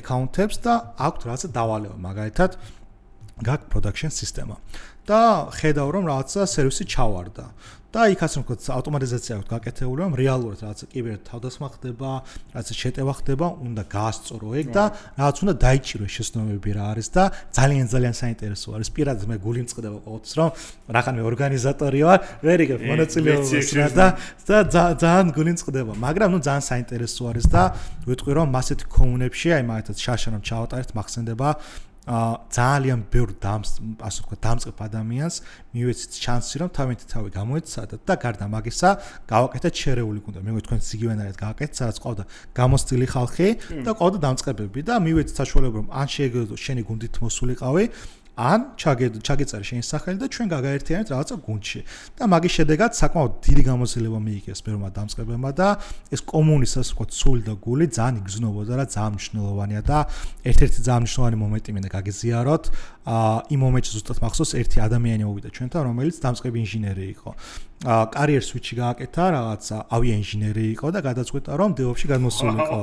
ნუ რაღაცა გარკვეული ასე ვთქვათ მიზეზების გამო მოუწია რა და მინდა დავიწყო რა და კაცი გვეკითხება რა ანუ ეხლა რა არისო მოდეში ცოტა ხნიერი ადამიანი არის რა და გვეუბნება რომ აი ხა მე CCNA-ისთვის დავიწყე მზადებაო Windows IaaS სწავლობ და გულზე მომხდა რა და ანუ მართლა როგორ ისწავლია აი მართლა ცდილობდა ადამიანი რა ძალიან ბევრს შრომა ჩადო რა მაგაში და 3 თვე უზივარო რა და რას მირჩევთო სად შეიძლება ჩემი ვაკანსია განვთავსო და მაქენ გამომდინარე უკვე აუხსენით რა რომ ტენდენცია ხა სხვანაირი არის ახლა რაც იცოდა რა ადამიანა თავის მეგობრებისაგან რაც ახსოვდა ხო მაქენან დაიწყო ეს რაღაცა გზა და მაქენ უკვე საუბარი დავწყოთ მაგ ადამიანთან და გაუზიარეთ რა მაგალითად ახლა Amazon-ია ძალიან პოპულარული შეიცადო მათაც CSD ისწავლო Linux-ი ისწავლო და მართლა მაგ ადამიანმა დიდი შრომა ჩადო და IPAM-ს აქ ერთ-ერთი ასე ვთქვათ IPAM-ის ასე ვთქვათ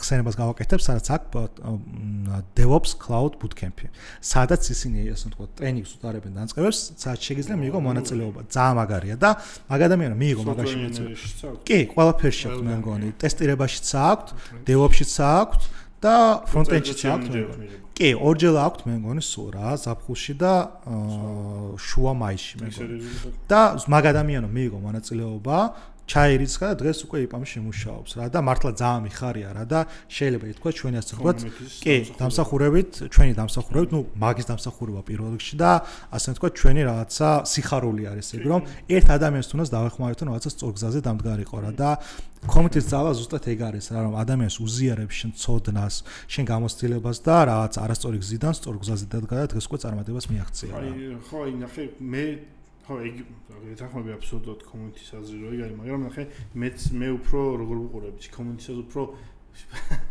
ფილოსოფიურად ვუყურებ რა და უფრო დიდი ის მაქვს რომ ანუ წარმოგიდი აი არ ვიცი აი წარმოგიდგენია მხატვრების კომუნა ადრე აი ის ლეგენდარული მხატვრები რო იყვნენ რა და წარმოგიდგენია აი მაგათი შეკრების მაგარი ეგოთა ჯახი იქნებოდა წარმოგიდგენ ხა და ის იყო ადგილი რა სადაც თავიანთ მაგ რაღაცა შიმშილს იკმაყოფილებდნენ ხო მან მხატვარსაც გააჩნია მე მგონი რა თქმა უნდა პიროსმანი ყველაზე საწყალი არცი იყო ყოველთვის გაყრეტელი ჯიბით მივიდოდა რა თქმა უნდა მან რას ვიძახე იცი შენ რაღაცა შოუ-აფი გჭირდება რა ადამიანს და ძალიან ჩვენი სფერო კიდევ ერთხელ ვიტყვი, აი მაშინ არ ვთქვი და კიდევ ერთხელ ვიტყვი რომ ანუ ჩვენი სფერო ანუ ისეთი რაღაცაა რომ ძალიან შეიძლება მიეჩვიო ამ არჩვენებას არსად რა სახში ჩაჯდომას, ან მარტო მუშაობას და ადამიანები ვართ და DNA-ში გვაქვს ეს ჩვენი სფერო არის მოყვა დრო გაჩნდა ეს რა მოითხოვა მაგ დრომ და შეიქმნა მაგრამ ჩვენ ადამიანებს DNA-ში გვაქვს რომ კომუნიკაცია გქონდეს ერთმანეთის რა ეს თერაპია ან ჩოლბუთ რატომ მიდიხარ გაზიარება სოციალური არსებები ვართ რა ანუ გჭირდება ეგ შიმშილი გააქვს შენ და მით უმეტეს შენი საყვარელი საქმე რაც გიყვარს გაინტერესებს მაგის გაზიარება კიდე ერთი დიდი თერაპიაა ხო ეგ ვისაც ეგ სიამოვნებას ანიჭებს თორე ძალიან ბევრი ინჟინერი და ესეთი ტიპი არის ვისაც ეგ არ მოსწონს რა რა თქმა უნდა საერთოდ არ უნდა მე ვამბობ რომ ისეთ ვისაც ეგ გჭირდება იმას როცა ეგ სივრცე არ აქვს რა ხტოლია კი ცოდოა ეგეთი ადამიანი და პირიქ ეგ სივრცე რო მე უბრალოდ ანუ ძალიან გადავიღო Facebook-ზე დავდეთ ჩვენი ჰაკათონის ერთ-ერთი ის იყო რა პრომოუშენ ვიდეო იყო ერთ კომპანიის და ანუ ორი სიტყვა თქვი არაქართული რა ჰაკათონი და ჰაკათონი ქართულად როგორ არის ხო არ ვიცი როგორ და სნეკი კომპანიის სახელი იყო რა კომპანიის სახელი იყო ეგ ორი ვთქვი და ორივეზე მეჩხუბნენ სნეკი რა ჯანდაბაო სნეკის გვეიგზ წერდნენ კომენტარს და სნეკი არის ქართულად ილაპარაკეთ ანუ რას მომამით რა ანუ ხალხს არის მის ამას რამდენად დიდი მნიშვნელობა ვიღაცას გონია რომ ის უბრალოდ შევიკრიბეთ და გავ კი მაგრამ ეს სანამ გააგრძელო დაამთავრებ ეგ ის ხალხია ვინც ვაფშე IT-ი და ტექში არ არის რა აი პრობლემა არ არის ისინი ვინც IT-ი და ტექში არიან და კომენტარებში გვიწერენ რა მოდმაში რომ ხო ნუ ეგ გადაგვითარგმნეთო და რაღაცა ეგ უბრალოდ აი მე რას ვამბობ იცი community-ს ამხელა ძალა აქვს რომ მე LinkedIn-ზე ხო წერენ ხოლმე რა აი პროსტა ყველა ვიღაცებს შეიძლება გამოჩნდნენ რა მე აი რავი ამოვანათებ ამ ვიდეოში ყველა მაგ დასკრინული მადლობის პოსტები რა რომ ანუ მადლობას ან ტიპები როგორ გაბედნიერდნენ რა იმ რაღაც ორი დღით და რავი რა ანუ რა მნიშვნელობა ვინ მოიგო მაგარია რა ხო დარჩა არის რომ ანუ ამ ქვეყანაში სადაც სტრესის ლეველი და რავი იმენ რა უბედურებები ხდება ყოველ დღე ამ ქვეყანაში რომ ვიღაც ტიპები ორი დღით სადღაც მიდიან და ანუ ბედნიერები არიან იმ სხვა რამეზე გადართვას აკეთებენ რა ეგ უკვე ძალიან დიდი მნიშვნელობა აქვს მაგას და ანუ ეგ უკვე არის იმის ის რომ აი თერაპიაა რა მაგიტომაც დავარქვით ამას რომ თერაპი რომ ანუ რაღაცას გადაიტანო ყურადღება და შენ საყვარელ რაღაცაზე მოусმინო ილაპარაკო ამიტომაც მე მგონია რომ ვინც community-ის ამბებში ჩართულია აი ძალიან მაგარ კონტრიბუციას აკეთებენ შეიძლება თვითონაც ვერ ხვდებიან რამხელა დიდ მნიშვნელოვან საქმეს აკეთებენ მნიშვნელობა არ აქვს ჩვენი 100-ნი ვართ 200-ნი ვართ თუ 1000-ნი ვართ მაინც აი ძალიან მნიშვნელოვანია კი მართალია შემდეგ იკითხო მექნება ეგეთი ზუსტად რომ ანუ შენ თავიდანვე მახსოვს მე რომ მაგ რაღაცებში თვითონ მოხოდილი იყავი და უყურებდი რაღაცებს ნამდვილად გაგთხომ მაგალითად international კომუნებთან გადაკვეთა რამდენად ჩამოყავთ ვიღაცა ან როგორ ანუ გაქვს საერთოდ კომუნიკაცია კი ეგ ძალიან მნიშვნელოვანია ზოგადად რეგიონში ძალიან მჭიდრო თანამშრომლობს სხვადასხვა კომუნებთან, შეიძლება Amazon-ის იყოს, შეიძლება Google-ის იყოს, შეიძლება უშუალოდ ვიღაცა მოყვარული იყოს და ყოველთვის ვცდილობთ რომ ვითანამშრომლოთ. პირადად მე საკუთარ ხშირად ჩავდივარ სომხეთში თუნდაც და ვუყურებ უშუალოდ როგორც Amazon Community Day ჩაატარეს მაგალითად სომხეთში, მაგალითად DevFest-ი ჩაატარეს, მანდაც ვესწრებოდი. სომხეთში საკმაოდ ხშირად დავდივარ და ეხლა ვცდილობთ რომ სხვა რეგიონებსაც გაუზიაროთ ჩვენი გამოცდილებაც, მაგალითად ამ ივენტზე ჩვენ სპეციალურად მოვიწვიეთ აზერბაიჯანიდან, ჩვენი ასე ვთქვათ AWS User Group ბაკუდან თანამშრომლები, სადაც გაუზიარეთ ჩვენი გამოცდილება და დიდი იმედი გვაქვს რომ მათთანაც დაეწყებენ, ანუ საფუძველი ჩაუყარს უკვე ამას ვთქვათ კომუნას და უკვე რაც კონფერენციის სახით ჩაატარებენ და ასე ვთქვათ ტესტრანი გააკეთეს ჩვენთან და ვფიქრობ რომ საკმაოდ დიდი გამოცდილება მიიღეს და პირიქით ჩვენთანაც თუ რამე დახმარება ჭირდებათ, ყოველთვის ღია ვართ, როგორც სომხეთი ისევე ჩვენთანაც, ასევე ყველანაირად ვცდილობთ რომ რაც ჩვენი გამოცდილება გაუზიაროთ და დავახმაროთ რომ უფრო უკეთესი ივენტი გააკეთონ, ვიდრე ჩვენ გავაკეთეთ მაგალითად.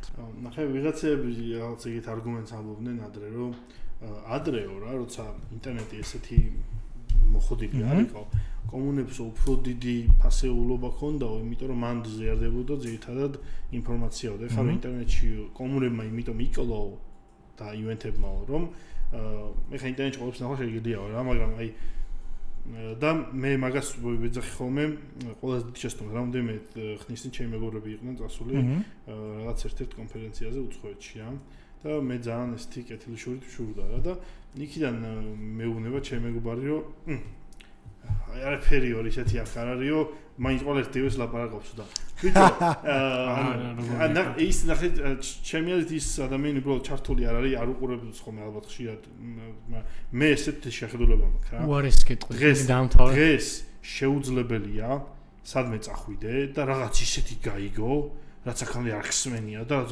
ძალიან ეფექტი გქონდეს რა მით უმეტეს იმ საქმეშიც ყოველდღე აკეთებ ითხულობათა აი რა უნდა მაგრამ მე ყველაზე მეტად ანუ სხვა ადამიანის მოსმენით კაიფობ იმით რომ მათი ფიქრის პროცესის ის შემილია მოსმენა აი როგორ აზროვნებენ რაღაცა ისაკეთე იმ შეხედულებით რომ ეს მე და ყოველთვის X თულით ვჭრით იმის რაღაც მონაყოლით შეიძლება ჩემში რაღაც ისეთი ფიქრი დაიბადოს რამაც მე სხვაგან გამივითაროს და ადამიანია და კომუნიკაცია ადამიანებთან ყოველთვის შენ რატო მაგალითად ეხა თავიდან AI რო აგენერირებდა ტექსტებს რატო გუშწორდებოდა ყველას და ეხა უცბად რო სადმე სოციალ-მედიაში ან სტატიას გადააწყდები და AI-ის დაგენერირებულია ეგრევე დიეზე არის და ან red flag-ი გაქვს ეგრევე მე ეგრევე ყოველთვის რომ აღარ ვკითხულობ რა მიხჩონი ადამიანის ნაწერი იყოს და ეხა შეერო ადამიანებთან კომუნიკაცია საჭიროა მეგობრები იყვნენ და მაინც ხოლმე და იუს ლაპარაკობს რომ მაგას ძალიან მაგალითს მოვყვებით რა მე და გაბირო ვიყავით ახლა მოყავთ კონფერენციაზე შევხვდით ნუ წარმოუდგენელ დეველოპერს ახლა მაგაზე უკეთესი სადუნწასული არა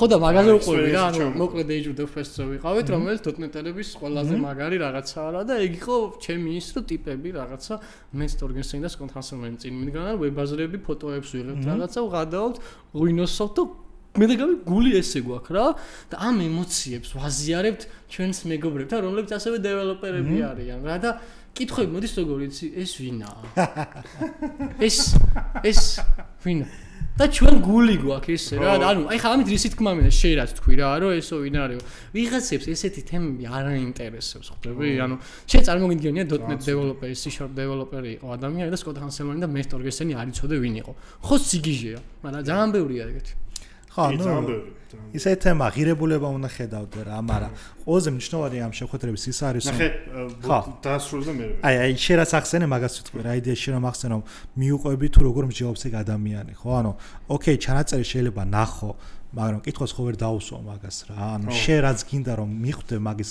ნათქვამს ხო რა თვითონ როგორ უსწორდებათ მე ბიჭო ეგ რა ანუ ინტერაქცია არის ანუ ჩვენ ადამიანები ვართ სოციალური არსებები ხო სადაც გვჭირდება ერთმანეთის ინტერაქცია ანუ კი შეიძლება ვიღაც ადამიანი იკეტება 24 საათი სახში მაგრამ გინდა რა ძალაუნებურად რა და ეგ ასე ვთქვათ კონფერენცია meetup-ი ან შეხვედრა ხო გაძლევს მაგ stage სადაც შეგიძლია ისეთ ადამიანს გადაეკვეთო დაელაპარაკო ვინც აქამდე მარტო YouTube-ში ყავდა ნანახი ხო და ზუსტად მაგის thought process-ი ანუ აზროვნებას მიუყვე და კითხო მაგალითად აი ეს პრობლემა როგორ გადაჭრა ხო და კითხო რატო YouTube-ში ხო შეგეკითხები რატო რა თან ნახე კიდე მოგოლდე მე ძალიან ის მაქვს რა აზრების დიდი პანდორა ბოქსი მაქვს აი მე რა მაწუხებს ხოლმე იცი დღის განმავლობაში წარმოიდგინე რამდენი ფიქრი და რაღაცა ინფორმაცია შემოდის შენს გონებაში. აი რამდენი პროსტა. მთელი დღის განმავლობაში ინფორმაციას იღებ რა და მე ეს შენი სტორიჯი გადავსებულია. და ხა სახში ხა ჩემს სხვა დაველაპარაკები რაღაცა ინჟინერ რაღაცებზე რა ხო ხტო ან ჩემს რაღაცაზე არ არიან ხო? ანუ ვიღაცასთან გჭირდება კომუნიკაცია რომ ეს შენი რაღაცა გავსებული სტორიჯი რა დაცალო. თანამოაზრესთან ზუსტად. ხო, თანამოაზრესთან დაიცალო რა და ეს ივენთები არის უბრალოდ შესანიშნავი საშუალებით რომ ყველა შენაირია და დადე კიდე ილაპარაკე ჰაკათონზე სოსოსტოკი რომ რჩა იქ რაღაც ისი რა ქვია ფარდა იყო ფარდის უკან დავჯექით და ეს მამაოსავე დახსარება იყო 2 საათი და ვიდექით და აი რაღაცეებს რომ აი თვითონ მე ყველაზე მე რითი кайფობდი აი აქედან რომ უყურებდი ეს ტიპები რამდენად მოწყურებულები იყვნენ საუბარს ერთმანეთში განა რა არის გაზიარება პროგრამის გაზიარება რა თითქოს კორონას მერე რაღაც აი მოწყდა ეს ხალხი რა აი კორონამდე კიდე აქტიური იყო ყველაფერი კორონას მერე აი არ გამოდიან თითქოს სახელთან და აი ხარ რაღაც გამოვიყვანეთ და რაღაცა მე რა გამოვიყვანე უბრალოდ რაღაც ივენთი რო იყო რომ შეიკრიბნენ ბიჭო ყველა ავტომატურად ბედნიერი იყო იმიტომ რომ აკალდათ განარდიქი ხარ ბედნიერი არ მედი ლაპარაკით ან რა ცოტა ჭირდება ადამიანს რომ იმიტომ რომ არ მედი სამდენი რაღაც ნაგროვები და იცლები რა მაგალითად მე მაგიტო ვთვლი რომ აი ყველა უნდა წეროს სტატიები სიტუაცია მე მაგას დაამემხრობი ყველა ყველამ არ უნდა წეროს ჩემი აზრით თუნდაც არავინ წაიგითხოს მე განა იმიტომ თავისი დაწერილი სტატია ხო თვითონ დაწერილი თავის გამოცდილებაზე და არა ის ChatGPT-მ არა რა თქმა უნდა მე რას მომბიცი იმიტომ რომ შენ თავში როცა ჯერ ეგეთი სტატიას წერ რაღაცა საკითხს მაგალითად როგორ მუშაობს iPhone-ი ხო რაღაცა კომიტმენტი გაქვს რომ მართლა რესერჩი გააკეთე ხო არ დაწერ ეგ ერთი მაგრამ ყველაზე მთავარი რა არის ეს წეგარა თქვენ ეს თორიჯი რო გადავსებული გექრა და ამას გადმოაქვს სადღაც ჟურნალინგს რატო აკეთებენ ადამიანები შეიძლება თუ არ გამოსცე ვიღაც არაჩვენ მაგრამ იცლები რა ამიტომ აქ რავია ეს კომუნა არის კიდე მაგის უმაგრესი საშუალება რომ ადგე ძმაო და ვიღაც შენაირებს ნახულობ ლაპარაკობ და იცლები არ ყოფილი ხარ ისე მაგალითად შენ სამეგობროსთან ხარ არ არიან ინჟინერები არავინ უცბად რაღაც ვიღაც სამეგობროები დაიმერჯები და ვიღაც ერთი ტიპი გამოჩნდება შენის სფეროდან და უცბად იწყება რაღაცა წავიდა მე იტყვენ აუ დაიწყეს ლაპარაკობ და ბედნიერი ხო ბედნიერი ხარ იმიტომ რომ რავი რა შენაირია ვიღაცა რა და საერთო თემა გაქვთ რა და ეგ ასწორებს და ზოგადად რა იქამდე დავდივართ რომ ყველაფერი მაინც იქამდე კომპილირდება რომ ადამიანები საჭიროა კომუნიკაცია ერთმანეთში ეხა კითხვა ამდენის ვიცი აბა ყველა მიცით რა კითხვა დავსვათ ხო არა ეგ არა საინტერესო რამდენი მე ვაძახი ეგეთ ხალხს ხომე ცეცხლის დამთებ ხალხს ვეძახი ხომე რა ნახე რატო აი რაღაც გავიჩიტეთ რაღაცა ტყეში ყოველთვის თავისით გამოჩნდება ორი ადამიანი ვიტყვის მოდი ცეცხლი დავთოთ შეიძლება არც ამონეთ რა მაგრამ ორი კაცი გამოჩნდება აი და ეგეთ კი კომუნიტში აქტიურობს ვეძახი ხომე ცეცხლის დამთებს შეუძლია წვისი აყოლა აი ხა შენ რომ მაგალითად დღეს ხვალ ჩაიხსნა ყველაფერს რავი რა დაიღალე ძმაო შენი გასაკეთებელი ამ კომუნიტისთვის გააკეთე მე რა life happened რა წახვედი რა რაღაცა მოხდა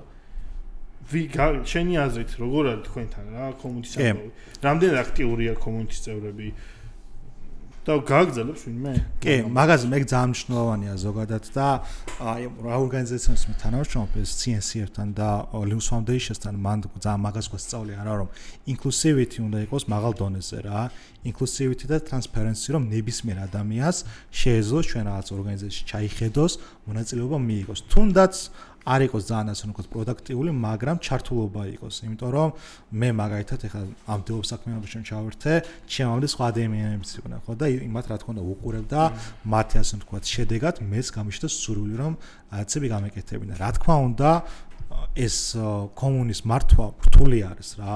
პირობში ძალიან დამღლელია. არ გიფასდება ფინანსურად ეს შეიძლება და რეალურად ენთუზიაზმზე არის ყველაფერი დამოკიდებული და რთული არა, თან მით უმეტეს როცა ასაკში შედიხარ, იქ ოჯახი გააქვს, იქ რაღაცა, ანუ ყოველდღიური პრობლემები გემატება რა და რთულია რა, მაგრამ მნიშვნელოვანია რომ გუნდი ყავდეს და მარტო არაზოს არ უნდა იყო რა და პირადად ჩვენ გუნდში ყოველთვის ვცდილობთ რომ რაღაც ახალი სისხლი შემოვიდეს, რომ ახალი გამოცდილება გაგვიზიაროს. მე ხა შეიძლება ხან ცოტა ძალიან ბუმერი ტიპი ვარ რა და დისკორდი რა არის ვიკითხა. ხა და ნუ ეგეთი ხალხი საჭირო არის რა და ზუსტად მაქედან ჯერა რომ რაღაც ყოველ კომუნაში უნდა იყოს რაღაც ახალი სისხლი და რაღაცა პერიოდში ეს როგორც ესტაფედა არის, რაღაც სისხლის ესტაფედა, მე რომ მომაკ გადავცე მას და შეძლებს ის წაიყვანოს და რა თქმა უნდა არ უნდა იყოს ის რომ იცი რა მე ხელები დავიბანე და წავედი, მე რთული არის რა, მაგრამ ლიდერშიპი მაინც ყოველთვის უნდა იყოს რა და გაზიარება მნიშვნელოვანია რა. და full time job-ია ჩათვალე დამატებითი და მამა შეიძლება ხალხი ვერ ხვდებოდეს, მაგრამ მაგალითად ჩვენ რამდენიც დროც და მე კომუნიკის მართვაც კიდე არ ვეხები. აი მაგალითად ერთი ვიდეოს ორგანიზება მაგალითად. ერთი ვიდეოს დამონტაჟება, მე ამას დაედიტება, დაწერა, მე სოციალურ ქსელებში დემოს უყურე. ხო, დემოს უყურო, შეცდომა არ მაგალითად რესურსები, მე სწორად უნდა მიაწოდო ხალხს. მე უნდა ეს დადო სადმე ხო ვიღაცამ ხო უნდა ნახოს. სწორ დროს უნდა დადო. მე სწორ დროს უნდა დადო რომ ხალხმა ნახოს. მარტო ეს ავიღოთ, აი მარტო ეს და ამისი კიდე ხა ჩვენ კიდე Discord community გვაქვს, რომელსაც უყურებთ. ვცდილობთ რომ ყოველთვის რაღაცა გქონდეს წინ ივენთი. ხალხის აზრს ვითვალისწინებთ ეს ძალიან მნიშვნელოვანია. მე მგონია რომ აი ჩვენი community-ის კიდე ერთი ძალიან დიდი პრობლემა არის პასიურობა რა. კი. აი დაანონსებ ჰაკათონს, დაანონსებ რაღაც მითავს, ბიჭო აწყდება ხალხი.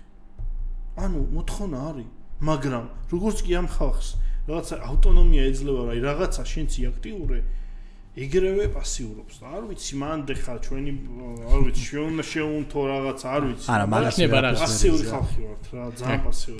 კი, გიო, ჩვენ გვაქვს ესეთი წესი, შესჩეულება, რომ ყველა პოდკასტის ბოლოს რაღაც სამ რესურსს ვართმევთ ხოლმე ადამიანებს რა. ეს შეიძლება იყოს ლიტერატურული ნაწარმოებები, ფილმი, თამაში, სტატია. ბოლო ორი იყო ძალიან საინტერესო სხვათა შორის. ხო, წინებზე იყო ცხოვრებისეული რჩევა იყო ძალიან საინტერესო. წინა რა იყო? წინა იყო ბოლო ორი რა, ხო. ხო, რამოდენიმე, იმიტომ რომ იქამდე ერთი იყო, მაგალითად ძალიან პირველი იყო სხვათა შორის ეგ რომ გიორგი მამალაძემ მხატვრული ლიტერატურა შემოგთავაზ და წაიკითხა. ხო, ან ნიშნობა რა, სამი რაღაც რაც მაგალითად გაგიხარდებოდა რომ სხვამაც იწოდეს ამის შესახებ. მინდა ორი იყოს. დეკამ გითხრა მაგალითად Book of Kubernetes. აჰა. ეგეთი წიგნი არის Kubernetes, რომელიც ვიყიდე. მოგიტა. გაქო ეს. შენ გიო ფიზიკური გა? კაი, მაშინ მომიტანე. მოგიტა. შენც მოგიტან, სხვა რა, CSI-ს მოგიტან. მოიტანე. ოკეი. კაი, მოდი ასე ვიტყვი. წიგზე ვიტყვი, ჩემ ერთ-ერთი საყვარელი წიგნი და საინტერესო წიგნი არის, ანუ ეხლა როცა კითხულობ ტექნიკურ წიგნს, შეიძლება მოგბეზდეს რა, ეხლა კოდი წერია რა, კოდი უნდა აკრიფო უოჭველი რა და ეხლა როცა ლიტერატურას კითხულობ, გინდა მოისმინო რა და მიყვე რა storyline-სთან, ისეთი უნდა იყოს, რაც შენთან ასე ვთქვათ, ახლოს არის და ანუ გესმის რა თემატიკას მეუყვება. ეგეთი წიგნი არის, ქვია Project Phoenix, რომელიც DevOps-ის ასე ვთქვათ საფუძველი არის. რაც მოახსენა იქ ჩვენთან. Project Phoenix. ვინ თქვა წინამ თქვა. ლევანი თქვა? არა, ნოველაო, ვინ თქვა? ნიკაბაძე მე მგონი. ნიკაბაძე. ნოველა როგორ არის კაცო ტექნიკური წიგნია? ნოველა. მაგიტომ ვიძახი რა, ანუ ტექნიკური წიგნი არის, ანუ კოდი არ უნდა წერო რა, ანუ მანდ არის აღწერილი რეალურად DevOps როცა იწყებოდა ასე ვთქვათ მუმენტი, მაგ პერიოდში აღწერეს რა იყო რა და საკმაოდ საინტერესო წიგნი არის და საიტი პროცესები აღწერილი და რეალური ისტორიაა, თუ როგორ ცდილობდნენ, მაგათ რაც ავტო შოპი არის, რომელიც რაც ნაწილებს აკეთებენ, აქვს დიდი კომპანია, რაც ვალებში ვარდებიან და ასე ვთქვათ პროდუქტი რაც შეიძლება მალე უნდა დაადეპლონ, ეს რა თქმა უნდა რაც ლეგასი სისტემა იქ რაც პრობლემებია და ამ პრობლემების გადაგვარებას გადაჭრას როგორც ცდილობენ და ძალიან საინტერესო წიგნია და საკმაოდ ნოველთი არის ზუსტად და ძალიან კარგად არის აღწერილი და სასიამოვნო არის და მით უმეტეს არ უნდა იყოს ხო ანუ მე სწავლობამ ყველა DevOps ვისაც უნდა ქონდეს საკითხული რაღაც რატომაც ეგეთი რა ძალიან საინტერესოა. მეორე წიგნი რაც შემიძლია გირჩიოთ, ნუ ტექნიკურ ნაწილში ვიტყვი წიგნებზე კონკრეტულად. მეორე წიგნი არის უკვე SRE book-ი, Site Reliability Engineering-ი, Google-საგან უფასო წიგნი არის და ნებისმიერ ადამიანს შეუძლია PDF-ით გადმოიწეროს, ან შეგიძლიათ რა თქმა უნდა ამობიჭდილი ვერსია იყიდო და აქვე ვიტყვი მეორე ვერსია მაგის გამოდის Second Edition-ი 20-26 წლის მე მგონი მაისში მე თუ არ ვცდები და საკმაოდ ძველი წიგნი არის ეგ, სადღაც უკვე 8 წელი არის და რეფრეში მალე იქნება და ძალიან საინტერესო არის და ძალიან ბევრი ტექნიკური იდეა მორის მაგიდან, რაც დღეს უკვე ძალიან პოპულარულია, თუნდაც golden signal-ები და როგორ ხდება, ასე ვთქვათ, მაღალი სისტემების შექმნა. რაც შეეხება მეორე საკითხს ვიტყოდი გამონათქვამი. აი ახსენე მაგალითად ეხა აი კომუნაში რომ გინდა ვიღაც ახალი ტიპი იშოვო, რთული არის და პირადად მე რაც ასე ვთქვათ ეს ლოზუნგი და მოტივი რაც გამომადგა ძალიან, ის არის რომ who dares wins. მაგალითად როცა მე მინდოდა პირველ სამსახური მეშოვა, ხო? არ იყო რეალურად რა. მივედი ჩემ ლექტორთან და ვთხოვე რომ თუ შეიძლება დავიწყო და მაქედან უკვე დაიწყო რა და რომ არ გამებიედა ხო და რაღაც ჩემში ძალა არ მომეკრიფა და მისულიყავი. არ ვიქნებოდი დღეს არც ვარ. თუნდაც რა კომფორტ ზონიდან გამოსულიყავი, თუნდაც რაღაცა უფასოდ მემუშაო ეს პერიოდი რა, ანუ გამბედავა მოვიკრიფე და წავედი და ეს ასე ვთქვათ, მამოძრავებელი ძალა არის დღემდე, რაც თუნდაც კომუნიკის აქტივობას რაც ვაკეთებ, თუნდაც რაღაცა თავს ზემოთ რასაც ხდები და ასე შემდეგ და ძალიან საინტერესო უნარი არის, რაც ყველა ადამიანს უნდა ქონდეს და თუნდაც ბევრ ამაში მადგება რა. კი, შეიძლება ხანდახან რაღაცა ძალიან ასე ვთქვათ, წინ ხტები, მაგრამ საინტერესო გამოცდილებას მაძლევს და არ ყოფილა ისეთი რაღაცა, რაზეც გული დამწყვეტია მაგის შედეგად რა. ნახე, მე ესე ვიტყვი რა, მაგას რო დააკეთებ, წაგებული არ დარჩება. ხო, ანუ შიგნით არ მექნება ეს პრობლემა რა. რას კარგავ, პირდაპირ უნდა გქონდეს თავში რა. ზუსტად ეგ. კარგავ რა, შენ რესურსს და დროს, მაგრამ მაგის გარდა იმდენი ბენეფიტი გაქვს მე ხო? მაგალითად აღიარება კომუნიტიდან. ცნობადობა ვიღოთ, ხო? ძალიან სერიოზული ბენეფიტია მაგალითად რა. ანუ თითქმის ჩვენ ამიტომ ჩვენ კომუნიტში, ჩვენ იმდენ პატარა ვართ, პატარა ერი ვართ, რომ ჩვენი კომუნა კიდე ხო პატარაა და შენ რო იქ აქტიურობ, უკვე ყველა გისმობს.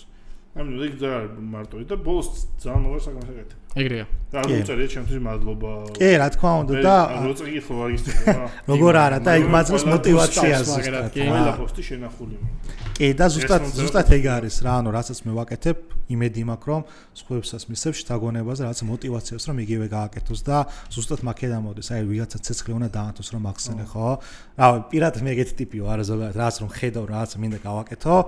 აი არ მაქვს ესეთი მომენტი ყოყმანობის რა რომ აი ვქნა თუ არ ვქნა რა ხო რა ანუ ხშირად ამაქვს ესეთი ხო რა ისეთი ანუ რომ არ გავაკეთო ვიცი რომ მე მაგრად დული დამწყდება რა ანუ შინაგან შემჭამს რა რატო არ გავაკეთე ეს რა და თუნდაც ვიღაც მანქანა გაუფუჭდა წინ და რაღაცა გუშინ წინ ვიდექით მეგობრებთან ერთად ვოდეოდი და ვიღაცა ტიპს მანქანა გაუფუჭდა ხო და ანუ ხალხი უყურებ რა ანუ რა ცენტრალურ გაგარინზე აქვე რა ხალხი უყურებს რა არავინ არ მევიდა რა და ეხლა მოხუც კაცია აწვება რა მაგარი შემეცოდა რა ანუ ადამიანური დონეა რა და მე მივედი რა მე რომ მივაწექი მე რომ ხედა ორი კიდე მოვიდა რა და ისინიც უკვე აწვებია რა პირველი ვიღაც უნდა ივან ვიღაც უნდა გააჩაღოს ეს ცოცხლი რა და ეგ არის რა რომ მნიშვნელოვანია თავით სადოთ და ყოველთვის რაღაცა შედეგს გამოიტანთ მაქედან შეიძლება კარგი შეიძლება ცუდი იყოს მაგრამ ასე ვთქვათ self reflection-ი ძალიან საჭირო არის ერთ-ერთ ესეში წავიკითხე გუშინ მკითხულობდი ზუსტად და ნახე ეს ძალიან საინტერესო გადაწერა რა როცა ან კომფორტის ზონის ტრეინინგი ან როგორ გიორჯიშოთ რომ კომფორტის ზონიდან მარტივად გამოვიდეთ და ეს თქო რომ TikTok-ებზე თუ დადიხართ თუ ან რავი public speaking-ებზე რა ეცადეთ პირველები იყოთ ვინც სტაჟს დაუკრავსო ამას თუ გადალახავთო ესე იგი უკვე წინსვლა გაქვს რა ხო იცი ზოგადად ასე ელოდები და რო გაიგებ ო შენც უკრავ და მაგრამ შენ პირველი არას არ დგავ ნამდვილად რაღაც გეშინია რომ მე ჩავთვალე საჭირო დრო აპლოდისმენტებს მე ვინა ვარ რატომ არა ყოფილი ან უკეთესი მან კიდე ერთი ვარიანტია რომ როცა რაღაცა თოქი არის ან რაღაცა კითხვის დასმის რო ეშინიათ ხოლმე რომ აიმე ხო რამე არ შემეშავა დასვი რა კითხვა. აი ძალიან დიდი პრობლემა არის რა. რა უნდა შეეშალოს. არც არა. ან ეხა ჩვენ ჰაკათონებზე რომ გამოდიოდნენ, ძალიან ნერვიულობდნენ ბავშვი. მე ესმის ხა პირველი გამოსვლა იყო, მაგრამ მე მიკროფონი ავიღე და ერთად ვთქვი რა რომ მეთქი აი აქ დასაფეილებელი არაფერი არ გაქვს. ან მოდი ხარ გასართობად რაღაც გააკეთე და უბრალოდ მოყვე რა გააკეთე რა. არაფერს არ აგებ. რა უნდა წააგო? ნასნერვიულ აი რა უნდა მოხდეს ყველაზე უარესი. აი რა სიტყვა შეგეშალოს. ხო, აი რა უნდა მოხდეს, ვინა. ხო და ადამიანები ხო იცი იმაზე მეც დარდობთ ჩვენზე რას ფიქრებენ და არა ხალხი ვაფშე არ ფიქრობს ჩვენზე. ყველას თავის დრამები აქვს, პრობლემები აქვს, არ ვაინტერესებს რა. ამიტომ არც კითხვის დასმაში, არც ტაშის დაკვრაში და არც კომუნიტიში, ცეცხლში დათმევაში პრობლემა არ არის. კი, გეთახმები და მე ვფიქრობ საქართველოს იგვაკლია რა. ხშირად ივენთებს შენს ხო აკეთებ, მეც ხო აკეთებ რა და ვაკვირდებით რა რომ აი ხალხს უჭირს რა, აი მართლა აი ხშირად აი ძალიან მაგარი სპიკერები ყავდა, ეხლა ჩამოყვანე მაგათად ერთ-ერთი სპიკერი ყავდა არის ანტონ ბაბენკო რა, რომელიც არის Terraform-ის AWS-ის ინტეგრატორი რა, ანუ მაგან შექმნა თავიდან ბოლომდე open source პროექტი რა და სიჩუმე არის, ანუ ტიპი მოსწო talks და სიჩუმე არის რა და აი ფიქრობ რა, ანუ დავიჯერო ტიპმა რაც ილაპარაკა, ეგ ყველაფერი ხო გაიგეთ მეორე და პახოვდო კითხო როგორ არ გაქვს, აი პროსტა ელემენტარული რაღაცა რა.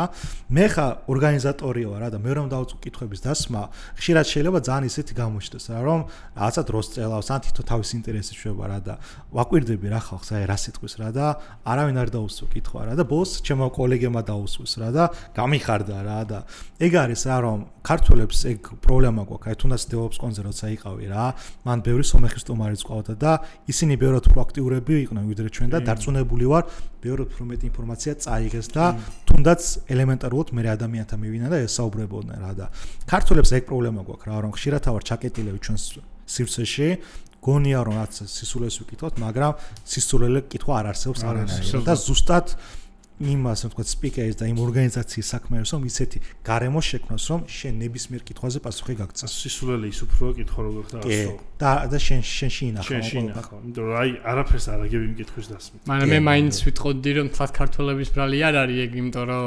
კულტურაშიც არ არის ხო ანუ ზოგადად ადამიანობრივი საერთოდ შეგნების ამბავი რა რომ ეგ კონდეს გათავისებული რომ აი მე კი კითხვას დავსვავ მე ეს მაინტერესებს და რავი რატომაც არა დავსვავ მე რა შვები ხომ იცი როცა თოქია და უკვე წინასწარ ხვდები რომ არავინ კითხავს არ დასმევს წინასწარ ამზადებ ხოლმე რაღაც კითხვას რომ ეს უხერხული იმიტომ ძალიან ტეხავს მე ვიცი რა მე თვითონ სპიკერად რომ გამოდიხარ და კითხვებს რომ არ გისმენ აი ძალიან ცუდი შეიძლება კი გონია რომ როგორც სპიკერი ვერ მიაწოდე ხო ან ვერ მიაწოდე და ვერ გაიგეს რა კი ძალიან აი წინაზე ჩავატარეთ ფლის ივენთი იყო რა და მან რაღაც თოქი მქონდა და მახსოვს რომ მაგრად უნერვიულობდი თვითონ მე რომ ურჩებოდი ახლა მე კითხვებთან ნუ საბედნიერო დამიშვა თქო მაგრამ ეგ რო არ დაესწრო მაგრამ მიგრებოდა რა კი გეთახმები და აი როგორც სპიკერი ისეთი საბიჭდება გიქნება რომ ანუ ვერ მიაწოდე შენს რაღაცაში შენი ბრალია კი და შენ ხო ანუ შეიძლება კითხები აქვს და ხალხს და არ გიქნება კი ნუ ხო რა ანუ ეგეთ სპიკერის ერთ-ერთი თვისება არის რომ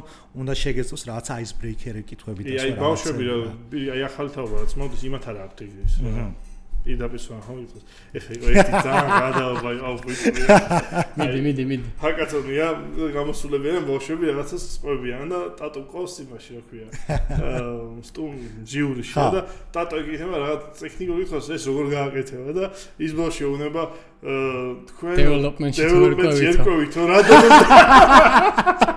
ერთი ორი კოდი დავიწერი ანუ ჩამოვყალ როგორ აგიხსნავ შესთავაზა აი ოფშენ ჰაილეველს აგიხსნავ ტექნიკად აგიხსნავ ძალიან გადაობა იყო და მან ვიხდი ამ ხელას განსხვავება თაობებში და მე მაგას ხას ჟიურის ვერ ხო მაგრამ იმენ არ დაუშვა რომ ეს პროგრამისტი იყო რა ანუ ჟიურია მოვიდა ხო რა ეგეც არის ანუ ძალიან ეთიკურად გავიცინეთ მაგრამ და თვითონ ის ბავშვები ცინოდნენ ჟიურიც ცინოდნენ არა სწორი კითხვა დასვა ეხა ანუ ხო შესაბამის ფორმატში უნდა მიაწოდოს იმიტომ რომ ჩატარებულა ჰაკათონებში სადაც ჟიურიში დეველოპერები არ არიან მაგით დასვა ეგ კითხვა ანუ ვერ შესთავაზა რა რა დონეზე აგიხსნა რა როგორ გინდა მაგარია მადლობა გიორგი დღევანდელი შეხვედრისთვის ძალიან კარგი იყო მეგობრებო და შევხვდებით შემდეგ ეპიზოდში მომავალ შეხვედრამდე